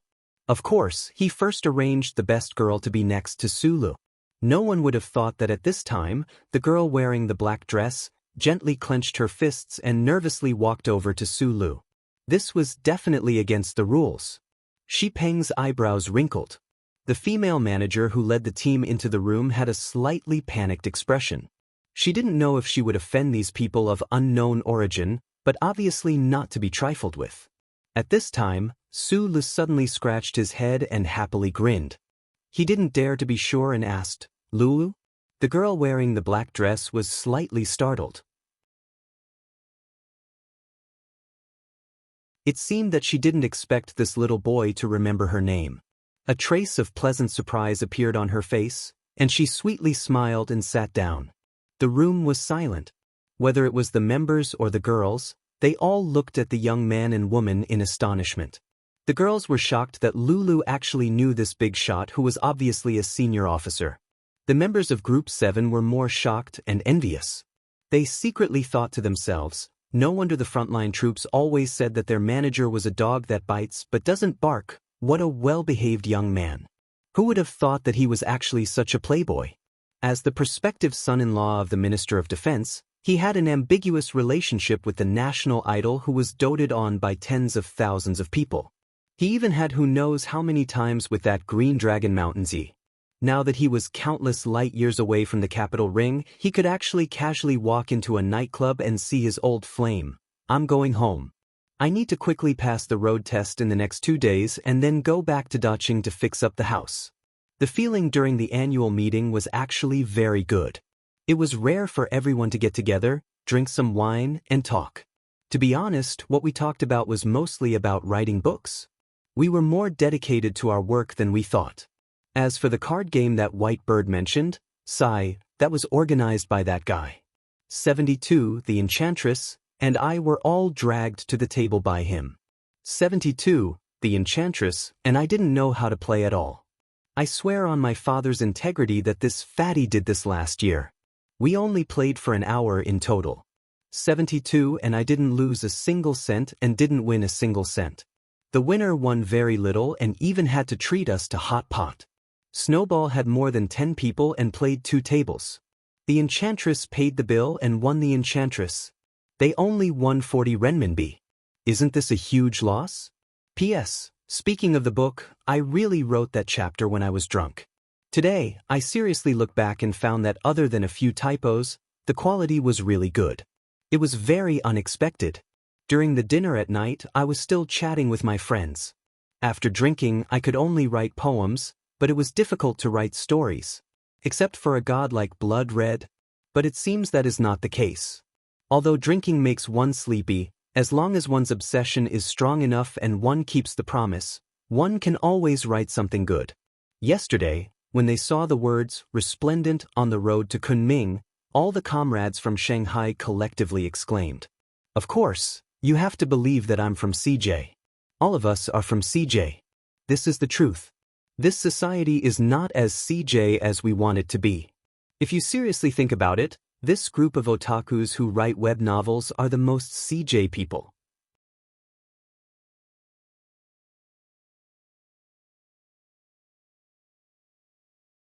Chapter 476. The door was tightly shut, and the music in the luxurious private room started again, but no one was singing. In the mixed atmosphere of tobacco and alcohol, the members of Group 7 and the red card girls beside them whispered to each other. They seemed to be chatting happily, but in fact, their eyes and hearts were always looking in that direction. The high-grade, densely woven fabric covering the sofa was like lines on a zebra. At the end of the line, in the darkness, or in other words, at the end of the line, Sulu was holding a wine glass with both hands and chatting with the girl in the black dress with great interest. The people in the room were very curious. Who was this girl named Lulu? What was the relationship between her and Sulu? How have you been recently? Sulu looked into her eyes seriously and asked. Because of his attitude, Lulu felt very warm. She pursed her lips and said with a sweet smile, "Of course it's better to do it in the nightclub than in the Stars Club. It's just that the Westwoods is too far away from home, and it's hard to go home. Thomas, I feel too bored." I didn't expect to see someone I know today. It was a small story from a long time ago. If it wasn't for the scandal of the national girl that all the media outlets in the Federation were hyping up last year, and the image of Sulu wearing sunglasses appeared on TV many times, Lulu might not have remembered the cute and interesting boy from back then. It was also because of the TV news that she learned that the cute boy she met once was now a celebrity in the Federation. She was shocked, and naturally paid more attention to his news. That was why she was able to recognize Sulu at a glance under the psychedelic light tonight. At that time, she was very nervous, but still bravely stood up and recommended herself under the light. She didn't expect him to remember her, but for some reason she had a faint desire. Unexpectedly, he actually recognized her. Yes, this beautiful girl in the black dress was Lulu, the girl that Sulu met in the lounge of the club when he took Tai Ziyuan for a date. That story was too old and subtle. Other than leaving a legend of a chicken turning into a phoenix in Linhai's nightclub, it couldn't leave too many marks in the numb history of the nightclub. Ace Bai Chi became the mistress of a mysterious young man, and her sisters from back then still had to continue their lives of selling sex. Sulu shouldn't have remembered, but he really didn't. Human memory was always a wonderful thing. Perhaps they would never meet again, but there would always be a few beautiful fragments left in the bottom of their hearts. That day when he woke up in the clubhouse, his fingertips touched the girl's soft thighs. This beautiful girl, who was younger than him but forced him to call her sister Lulu, wore pajamas and a pair of slippers, and insisted on painting her toenails next to him. With a hint of teasing, she kept seducing him. He also chatted with her and her in the clubhouse, playing cards and chatting with her in the clubhouse's room, bored and full of absurdity. These were all memories that were hard to forget. Sulu poured her a glass of wine. Looking at the girl who didn't age but was even more beautiful, he couldn't help but sigh in his heart that didn't match his age. At that time, he was a poor concierge, and she was a girl in the clubhouse. Now, he was a famous person in the Federation, leading hundreds of people and holding many guns. She was still the same kind of girl, but she just changed her workplace. Time passed too quickly. A few years had passed in the blink of an eye, and the world had changed a lot. Tai Ziyuan, the lifeless prince, would probably never be the real crazy teenager like he was back then. Lulu took a sip of wine and noticed the surprised expressions of the other people in the room. She couldn't help but feel nervous. She slightly looked up at Sulu. From an ordinary girl in the clubhouse in Linhai City to a popular girl in the Golden Splendor nightclub, she must have been doing well these years. In fact, she was very beautiful back then, but she was too stubborn when she was young, so she couldn't stand out. Over the years, she gradually cut off the stubbornness of her youth, and her whole person seemed to be quieter and gentler, but it was unknown whether it was the appearance that had been tempered by the vicissitudes of life. This place is very formal and the owner treats us well. We directly go to the second-level medical insurance, and we are responsible for a round trip every year. Lulu smiled and continued the previous topic. Probably because she felt like they had just met, she suppressed her nervousness and took the initiative to sit next to Sulu. However, she didn't want him to show a trace of sympathy for her, so she answered very seriously and pretended to be calm. Sulu himself was a mining orphan at the bottom of society. When he was young, he went to various sanatoriums with his uncle and was used to being teased by those sisters. How could he show sympathy for her? That's not bad. He answered very seriously, and then without hesitation he told her his contact information. Lulu was obviously stunned by his actions. Didn't this young man know that they were on two different levels? Shouldn't he keep a distance from her to avoid trouble? Su Li's tone was very serious, and his action of leaving his contact information was very natural. The girl was extremely warm by his action of revealing his true nature. She raised her head and looked at him in a daze. After a long while, she came back to her senses. She lowered her head and poured a glass of wine to hide her true emotions. She asked sincerely in a low voice, "Can you tell me how Bai Chi is now?" Back then, Bai Chi was only an A-list prostitute in the clubhouse. She couldn't even be considered a high-class prostitute. After a night of sex, she became an official mistress of the Qianshi Tai family. Although only a few people knew the true identity of her patron, she was already a legend in the Linhai entertainment scene. However, Lulu had always been worried about this sister of hers who had never been heard from again. Su Lu heard the sincerity in her question and thought that this girl's temperament was really good. After pondering for a moment, he said with a smile, "As far as I know, she's doing very well." Because of his emotions, Su Lu drank a few glasses of strong wine in a row. He was very drunk, but his stomach felt a little hungry. He really wanted to eat something. His right hand unnaturally wrapped around Lulu's soft waist. His fingertips touched the slightly warm smoothness through the thin fabric of her clothes. It was a little stiff. Lulu clearly felt the change in Su Li's mood and snickered in her heart. Then, she really felt a trace of shyness that she hadn't felt in a long time. She curiously raised her beautiful face and looked at his side profile seriously. She was looking forward to what would happen tonight. To be honest, she was really willing. It wasn't because the student back then had become a big shot, but because of the details tonight, the beautiful details. Su Lu noticed that the atmosphere in the private room was a little strange. The music was getting louder and louder, and the lights were getting blurry. However, the men and women in the room were sitting on the sofa with slightly uneasy expressions. A trace of embarrassment flashed across Lulu's face. She gently bit her plump red lips and whispered in his ear, "The topless costume should have been over a long time ago." When Su Lu was in the capital, he was often dragged to some high-class clubs by the seventh young masterly. He saw a lot of the charming and even obscene scenes of those small stars offstage.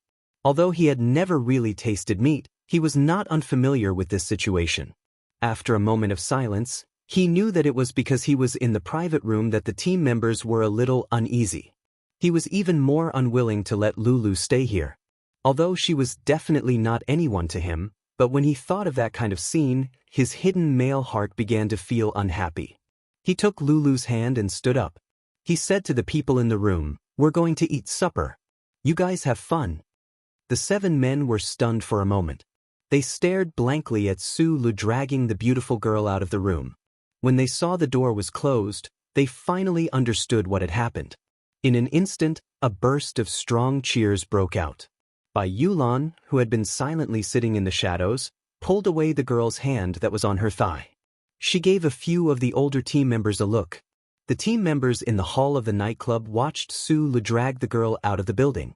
Under the influence of alcohol, they completely forgot the hatred and fear they had for this guy. One after another, they whistled excitedly. The whistling made Lulu shy like never before. Her cheeks suddenly turned red. It wasn't until they walked out of the nightclub and stood under the blue sky that the cool sea breeze in the distance woke her up a little. She knew that all this wasn't a dream. "Although I know that at this time, it's best not to disturb you, but for your safety, we have to follow." Bai Yulan, Xiong Linquan, and a few others hurried out of the nightclub. She looked at Su Lu and said with a bitter smile, "No need." Su Lu smiled and shook his head. "We're just going to eat supper." Everyone raised a middle finger in their hearts at the same time. Bai Yulan said calmly, "Don't forget the news that the Ministry of Defense and the Federation Bureau of Investigation sent last time. The 2 experts from Bermuda want to kill you. The Sunset State is their only chance." Lulu, who had been leaning against Su Lu like a docile little lamb, raised her head in surprise. She did not understand what they were talking about. "Don't worry. The 2 experts haven't come to the Sunset State yet. When they arrive, I'll tell you. I believe that you, the real experts, won't just stand by and watch me be killed by them," Su Lu said with certainty. It was difficult for him to explain the source of his information to his subordinates. Under the cover of certain aristocratic families, the Federation Bureau of Investigation was unable to track down the 2 killers. However, he was the #1 target of protection under the charter. The moment the Federal Central Computer received the alert, it began to comb through all the new chip signals that entered the border between the West Woods and Bermuda. Faced with such a huge amount of data flow, only the Central Computer, whose computing power was unimaginably terrifying, could make an accurate judgment by consuming a large amount of resources. In fact, in less than 2 days after the 2 experts from Bermuda entered the West Woods, All their tracks had been tracked down by the old man and then sent to Sulu. The glory of the charter was like a holy light behind Sulu. Within the Federation, who could assassinate him? Bai Yulon was silent for a moment. She glanced at the girl beside him and said softly, "Be careful of your influence." 5 minutes later, Sulu and Lulu arrived at a night market not far from the nightclub, hand in hand. Because the sea breeze was a little dry? Because they had seen too many deaths on the battlefield? Or perhaps it was because they had met a girl from the past on the front lines far away from home. No one in the Sunset State would recognize him at night. He held the girl's hand without restraint. It was soft and very comfortable. In front of them was a large chrysanthemum garden by the sea. Therefore, this night market was called the Chrysanthemum Night Market. Sitting on a high stool beside the circular food tray, Sulu didn't have time to gently stroke the girl's hair that was messed up by the sea breeze. His slightly narrowed eyes fell on the two sides. There were two groups of soldiers sitting on both sides of the night market. One group of soldiers was wearing light military uniforms without any insignia. They sat upright and had strict military discipline. They were the anti-government troops from Green Dragon Mountain who had come to the front lines of the West Woods to provide support.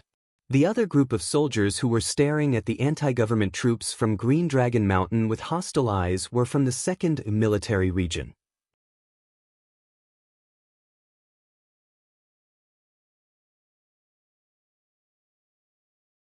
Chapter 477. There were chrysanthemums in the Chrysanthemum Night Market, and they were arranged next to the turntable. Sulu was worried about the hidden emotions between the two groups of soldiers. The waiter calmly pushed over a dozen plates of food and 4 bottles of cold beer. Probably because he had seen too many dramas of soldiers in the night market, he was already used to it and wasn't nervous at all.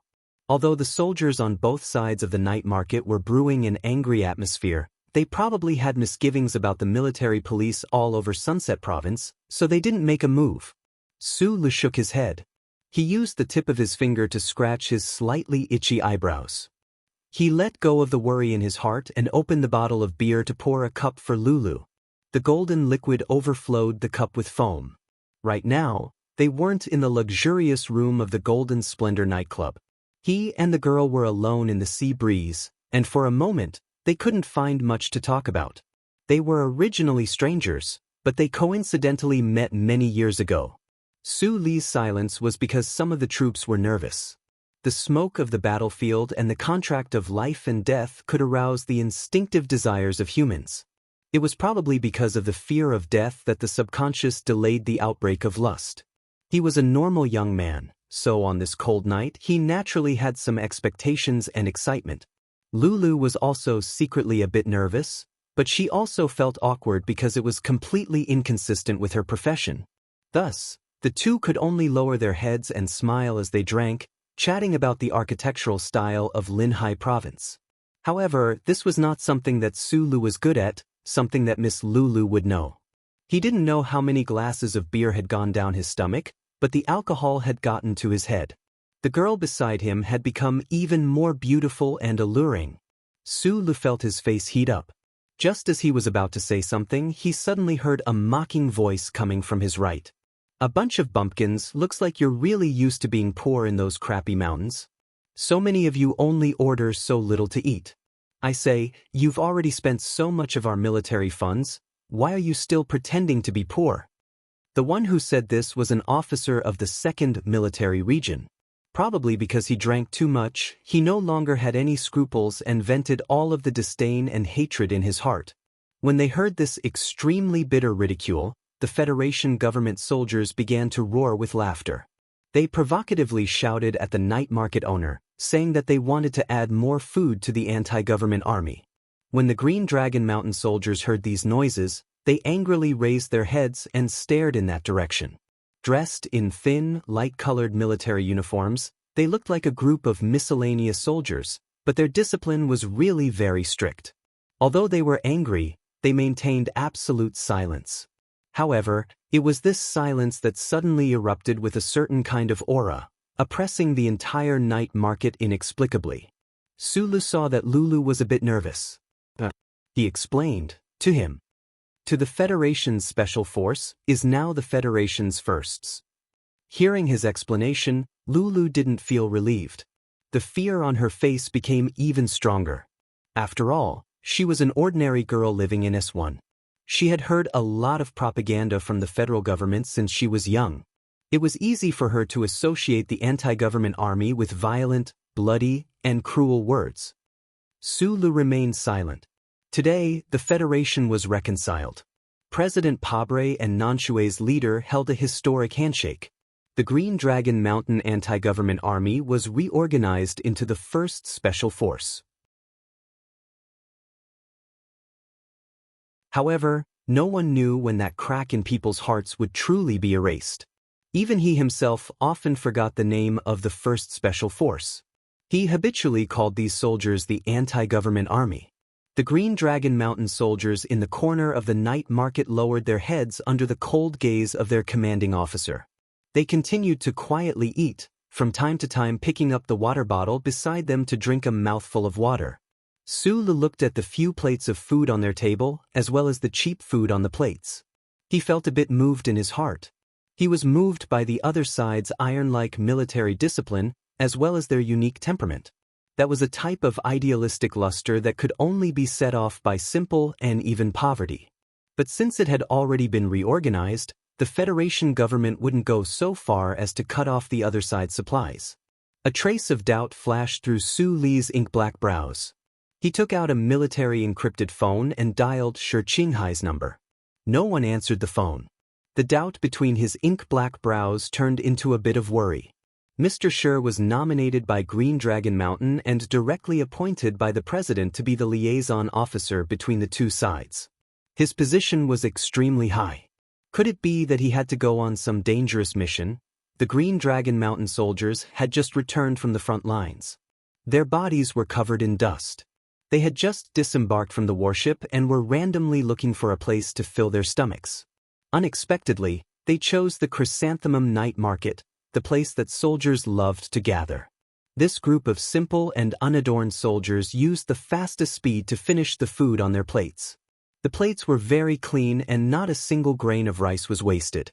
They then prepared to line up and leave. It was clear that the Green Dragon Mountain troops had received strict instructions before coming to the front lines to avoid conflict with the government army as much as possible. The officer who didn't wear any Federation insignia walked up to the counter and took out a few bills to settle the bill. He said a few words to the waiter and then smiled and nodded his head to express his thanks. The subordinate soldiers knew that they had finished talking. They took out the water bottles beside them and walked up to the counter to begin lining up. In an extremely orderly manner, they collected water from the night market water purifier and filled the water bottles to the brim. Seeing this scene, Sulu was somewhat moved. He wasn't the only one who was moved. After a moment of silence, the soldiers of the 2nd Military Region watched as these Green Dragon Mountain soldiers prepared to leave. Their exceptionally intense emotions stirred up by the alcohol could no longer be controlled. I suddenly understand why these bumpkins who only know how to kill their own people are willing to spend money to come to this night market to eat. A major looked at the Green Dragon Mountain troops who were currently collecting water and said mockingly, "Do you guys understand?" All the officers at the table shook their heads with disdain. Tonight, they had originally planned to invite a few of their comrades from the 3 Military Region to the Golden Splendor nightclub, but in the end, they couldn't enter. They had long been suppressing their anger. On the way, they just so happened to run into a lower-ranked company, so the 100 or so people decided to just drink in the night market. Who would have thought that when they were drunk to the point of excitement, they would run into their mortal enemies? How could they let go of this opportunity to humiliate them? That major coldly laughed and said, "That's because these bastards are so poor that they don't have the money to find women, and they also don't have the qualifications to dance with the female members of the arts and crafts troupe. Now that they've joined us, they don't dare to forcefully snatch female students. This is so fucking sullen. They could only blow up their own people's chrysanthemums." Chrysanthemum Night Market? I think the barracks they live in are also called Chrysanthemum Barracks. As soon as these words were spoken, there was another wave of extremely unbridled laughter from the government army. The Green Dragon Mountain soldiers who were currently queuing up to collect water all raised their heads with a whoosh, staring at them angrily. Most of them couldn't keep their cool anymore after being provoked by these malicious words. They began to coldly roll up their thin military uniform sleeves, as if they were rolling up their martial force. In Sunset Province, it was very common for soldiers to fight after drinking. Seeing that the Green Dragon Mountain side seemed to be preparing to move, the government army soldiers didn't show any fear. They coldly stood up, gripping the ice-cold beer bottles on the table. That Green Dragon Mountain officer calmly waved his hand, suppressing the anger of his subordinates. After a moment of silence, he looked at the distant government army soldiers and said, "I will make a complaint about today's matter to the headquarters through the liaison office." "You're welcome to make a complaint, Officer Chrysanthemum. However, I advise you to put on the glorious epaulets of the Federal Army before you make a complaint. Since you've already joined us, then don't even think about keeping any face," that major of the 2nd Military Region said. The government soldiers behind him began to whistle, and countless obscenities spewed out. Sulu was silent for a moment. He left his chair and turned to the group of government soldiers on his right. According to his temperament, if these people who deliberately stirred up trouble and disregarded the Federation's overall situation to humiliate Green Dragon Mountain were from other troops, he wouldn't have been able to restrain himself from flipping out long ago. Even though he was an important target of the federal military's nurturing, even though he didn't have the slightest good impression of Green Dragon Mountain's upper echelons, even though he had killed Macklin and punished the son of the Nanshui leader because of his relationship with Zhang Xiaoming and Shi Qinghai, he emotionally couldn't accept the soldiers of Green Dragon Mountain being humiliated by others. However, the soldiers who humiliated Green Dragon Mountain were from the 2nd Military Region, so he could understand their anger. He quietly listened to this moment. For several decades, the Federation government had been encircling and suppressing Green Dragon Mountain's anti-government forces on S2. Who knew how many people had died from both sides? As the main force, the 2nd Military Region had formed a blood feud with Green Dragon Mountain's anti-government forces.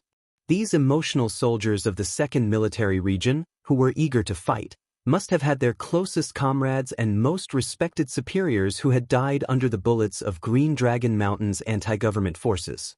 How could such a grudge be resolved with a simple handshake from politicians? However, this matter was still too much. In the face of the invasion of the Empire, the Federation's general offensive was proceeding vigorously. However, in Sunset Province, a scene of brothers turning against each other was playing out. Sulu couldn't accept it. He shouted at the government soldiers who were clenching their beer bottles tightly, as if they were about to rush out at any moment. "Enough! Do you want the military police to lock all of you up in a small dark room?" However, he had only used force to deal with the old soldiers of the 7th Military Region. He hadn't personally dealt with a disturbance in the army. He didn't know that the soldiers, who were completely drunk, had naturally entered a state of excitement and preparation for a fight. They were just like the bulls on the electronic wall in Donglin that had been provoked by the uncle.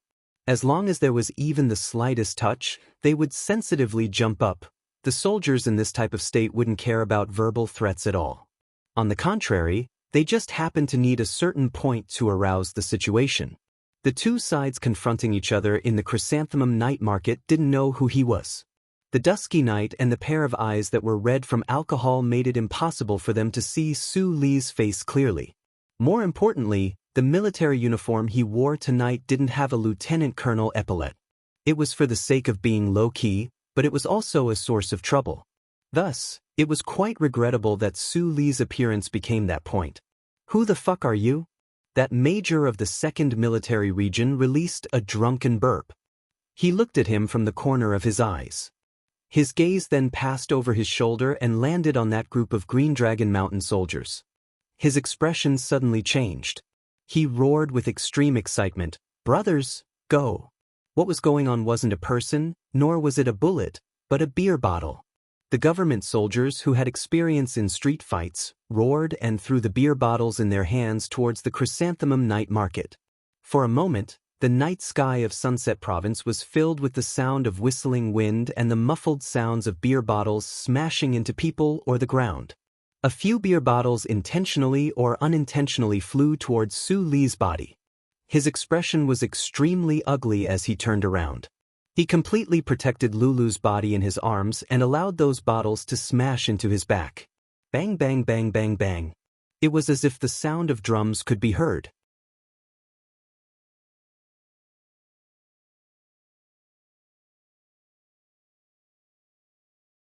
Chapter 478. Su Lu turned around and used his sturdy back to block the beer bottles that filled the sky. He just happened to see the Green Dragon Mountain troops being attacked, only to see countless beer bottles raining down. The place was already in a mess. The dining tables were flipped over and the beer bottles shattered on the ground. The glass shards that flew up were like shrapnel, extremely dangerous.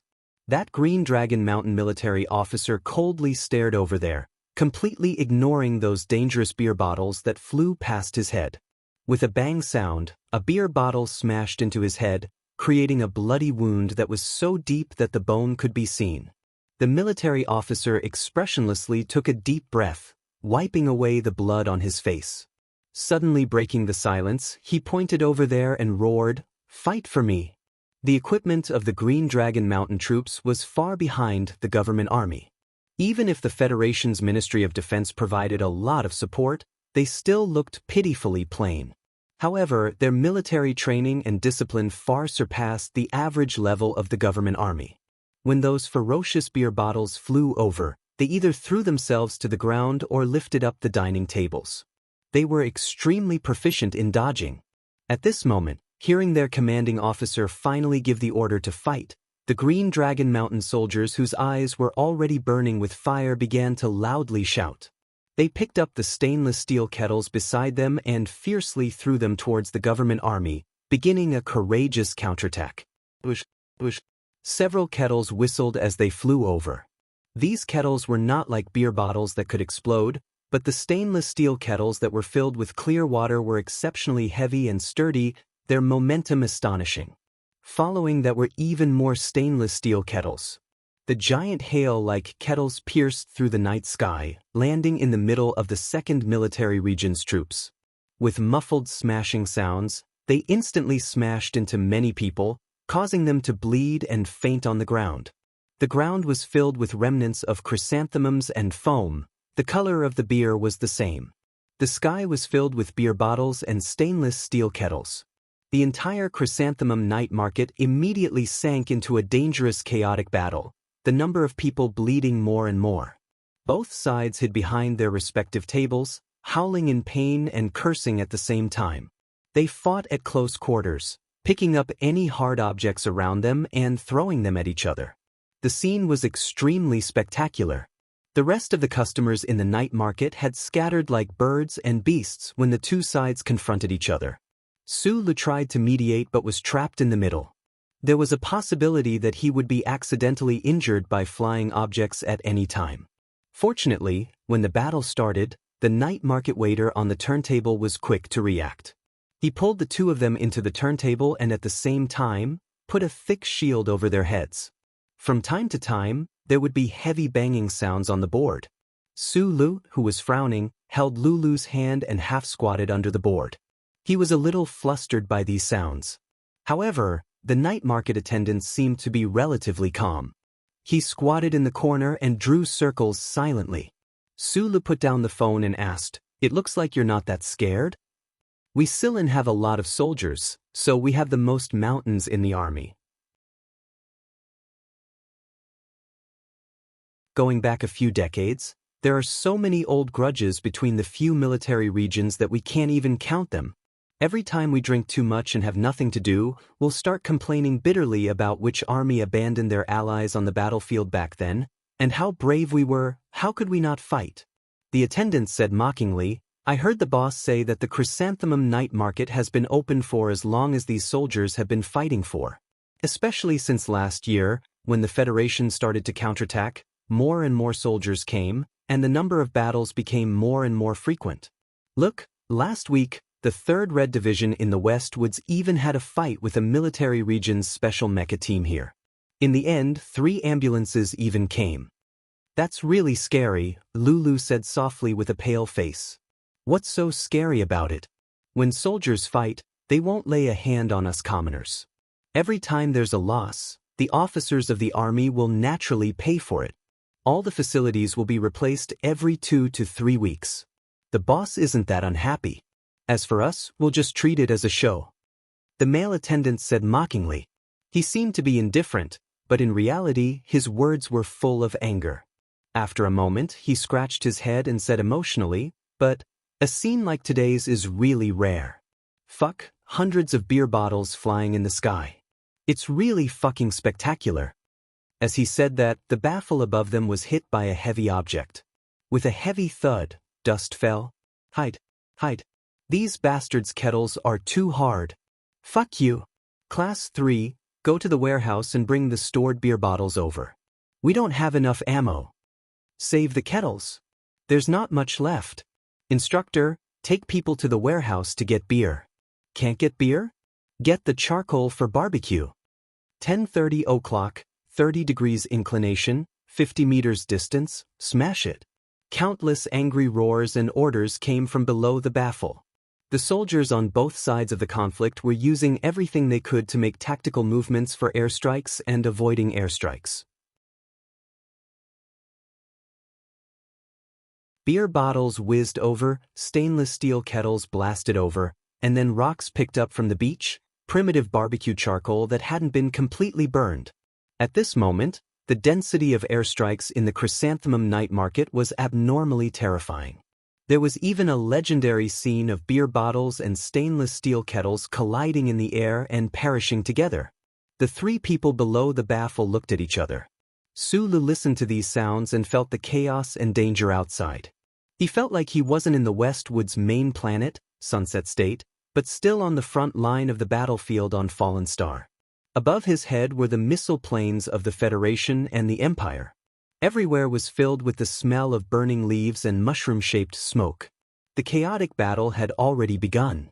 The night market was full of dangerous objects in the airstrikes. At this moment, facing the soldiers who had lost their minds, Sulu knew that he couldn't do anything. He helplessly took out a 37 brand cigarette and gave one to the male attendant. Lulu asked for one with trembling fingers. After lighting it up, she took a deep breath. Because of fear, her face became even paler. The 3 people crouched below the baffle and began to smoke silently. Just as he was about to finish his cigarette, the noise outside finally changed. It was a chaotic mess. Footsteps, the sound of fists hitting flesh, cries of pain, and curses were incessant. Only the loud sounds of beer bottles and kettles were hard to hear. The airstrike alarm was lifted. Sulu put out the cigarette and carefully lifted the baffle to look outside. The night market was already in chaos. The 2 sides that were attacking from afar had finally gathered together and started to fight in close range. Chairs were smashed into pieces, and cold iron pots were smashed into heads, causing blood to flow. Amidst the roars, the soldiers of the 2nd Military Region and the soldiers of the Green Dragon Mountain were entangled with each other in a fierce battle. Fortunately, the Federation's gun control was extremely strict. Even the frontline troops had to follow the rules and regulations of gun separation once they retreated to the main planet. Neither side carried a gun, so they could only vent their anger with their fists and feet. This fight looked tragic, but it shouldn't cause any deaths. Sulu temporarily relaxed. However, the situation immediately changed again. The Chrysanthemum night market was located in the bustling area of Sunset State. All around it were troops resting and reorganizing. The news of this fight between the government army and Green Dragon Mountain spread extremely quickly. Countless soldiers who came to watch the show flocked to the night market. The spectators who did not know the truth were easily stirred up by the intense scene before them. Not to mention, the grudge between the government army and Green Dragon Mountain had not been completely settled. The first to join the fight was a group of soldiers from the 2nd Military Region who came after hearing the news. Then, a logistics company from Green Dragon Mountain also joined the fight. Then, Some soldiers from the 1st Military Region couldn't watch anymore and began to help a comrade in the trenches. A revolution was not a treat, but a fight really did feel like a treat. The two sides that were fighting fiercely in the night market did not shout and shout, but the passers-by excitedly joined in. The fight snowballed bigger and bigger, and the scene became even more chaotic. Every corner and space in the night market was filled with the shadows of fists and kicks. 2 versus 1 fight the landlord, 3 versus 1 was still fight the landlord, fighting until your head was broken and blood flowed. You could only look forward and not back. Both sides surrounded and blocked, cutting off the enemy's path of retreat.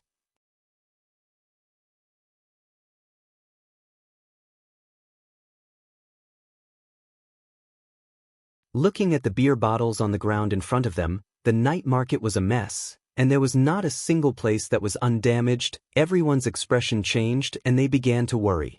Although they all knew that Su Li's battle prowess was extremely ferocious, with over 1,000 drunken soldiers causing trouble, even if the war god himself was here, he would still have to avoid them. Who could really fight against 1,000 people? Xiong Linquan stared with wide eyes and searched for a long time, but he could not find any trace of Su Lu in this chaos. His phone call could not be connected either. His face immediately became as black as the bottom of a pot.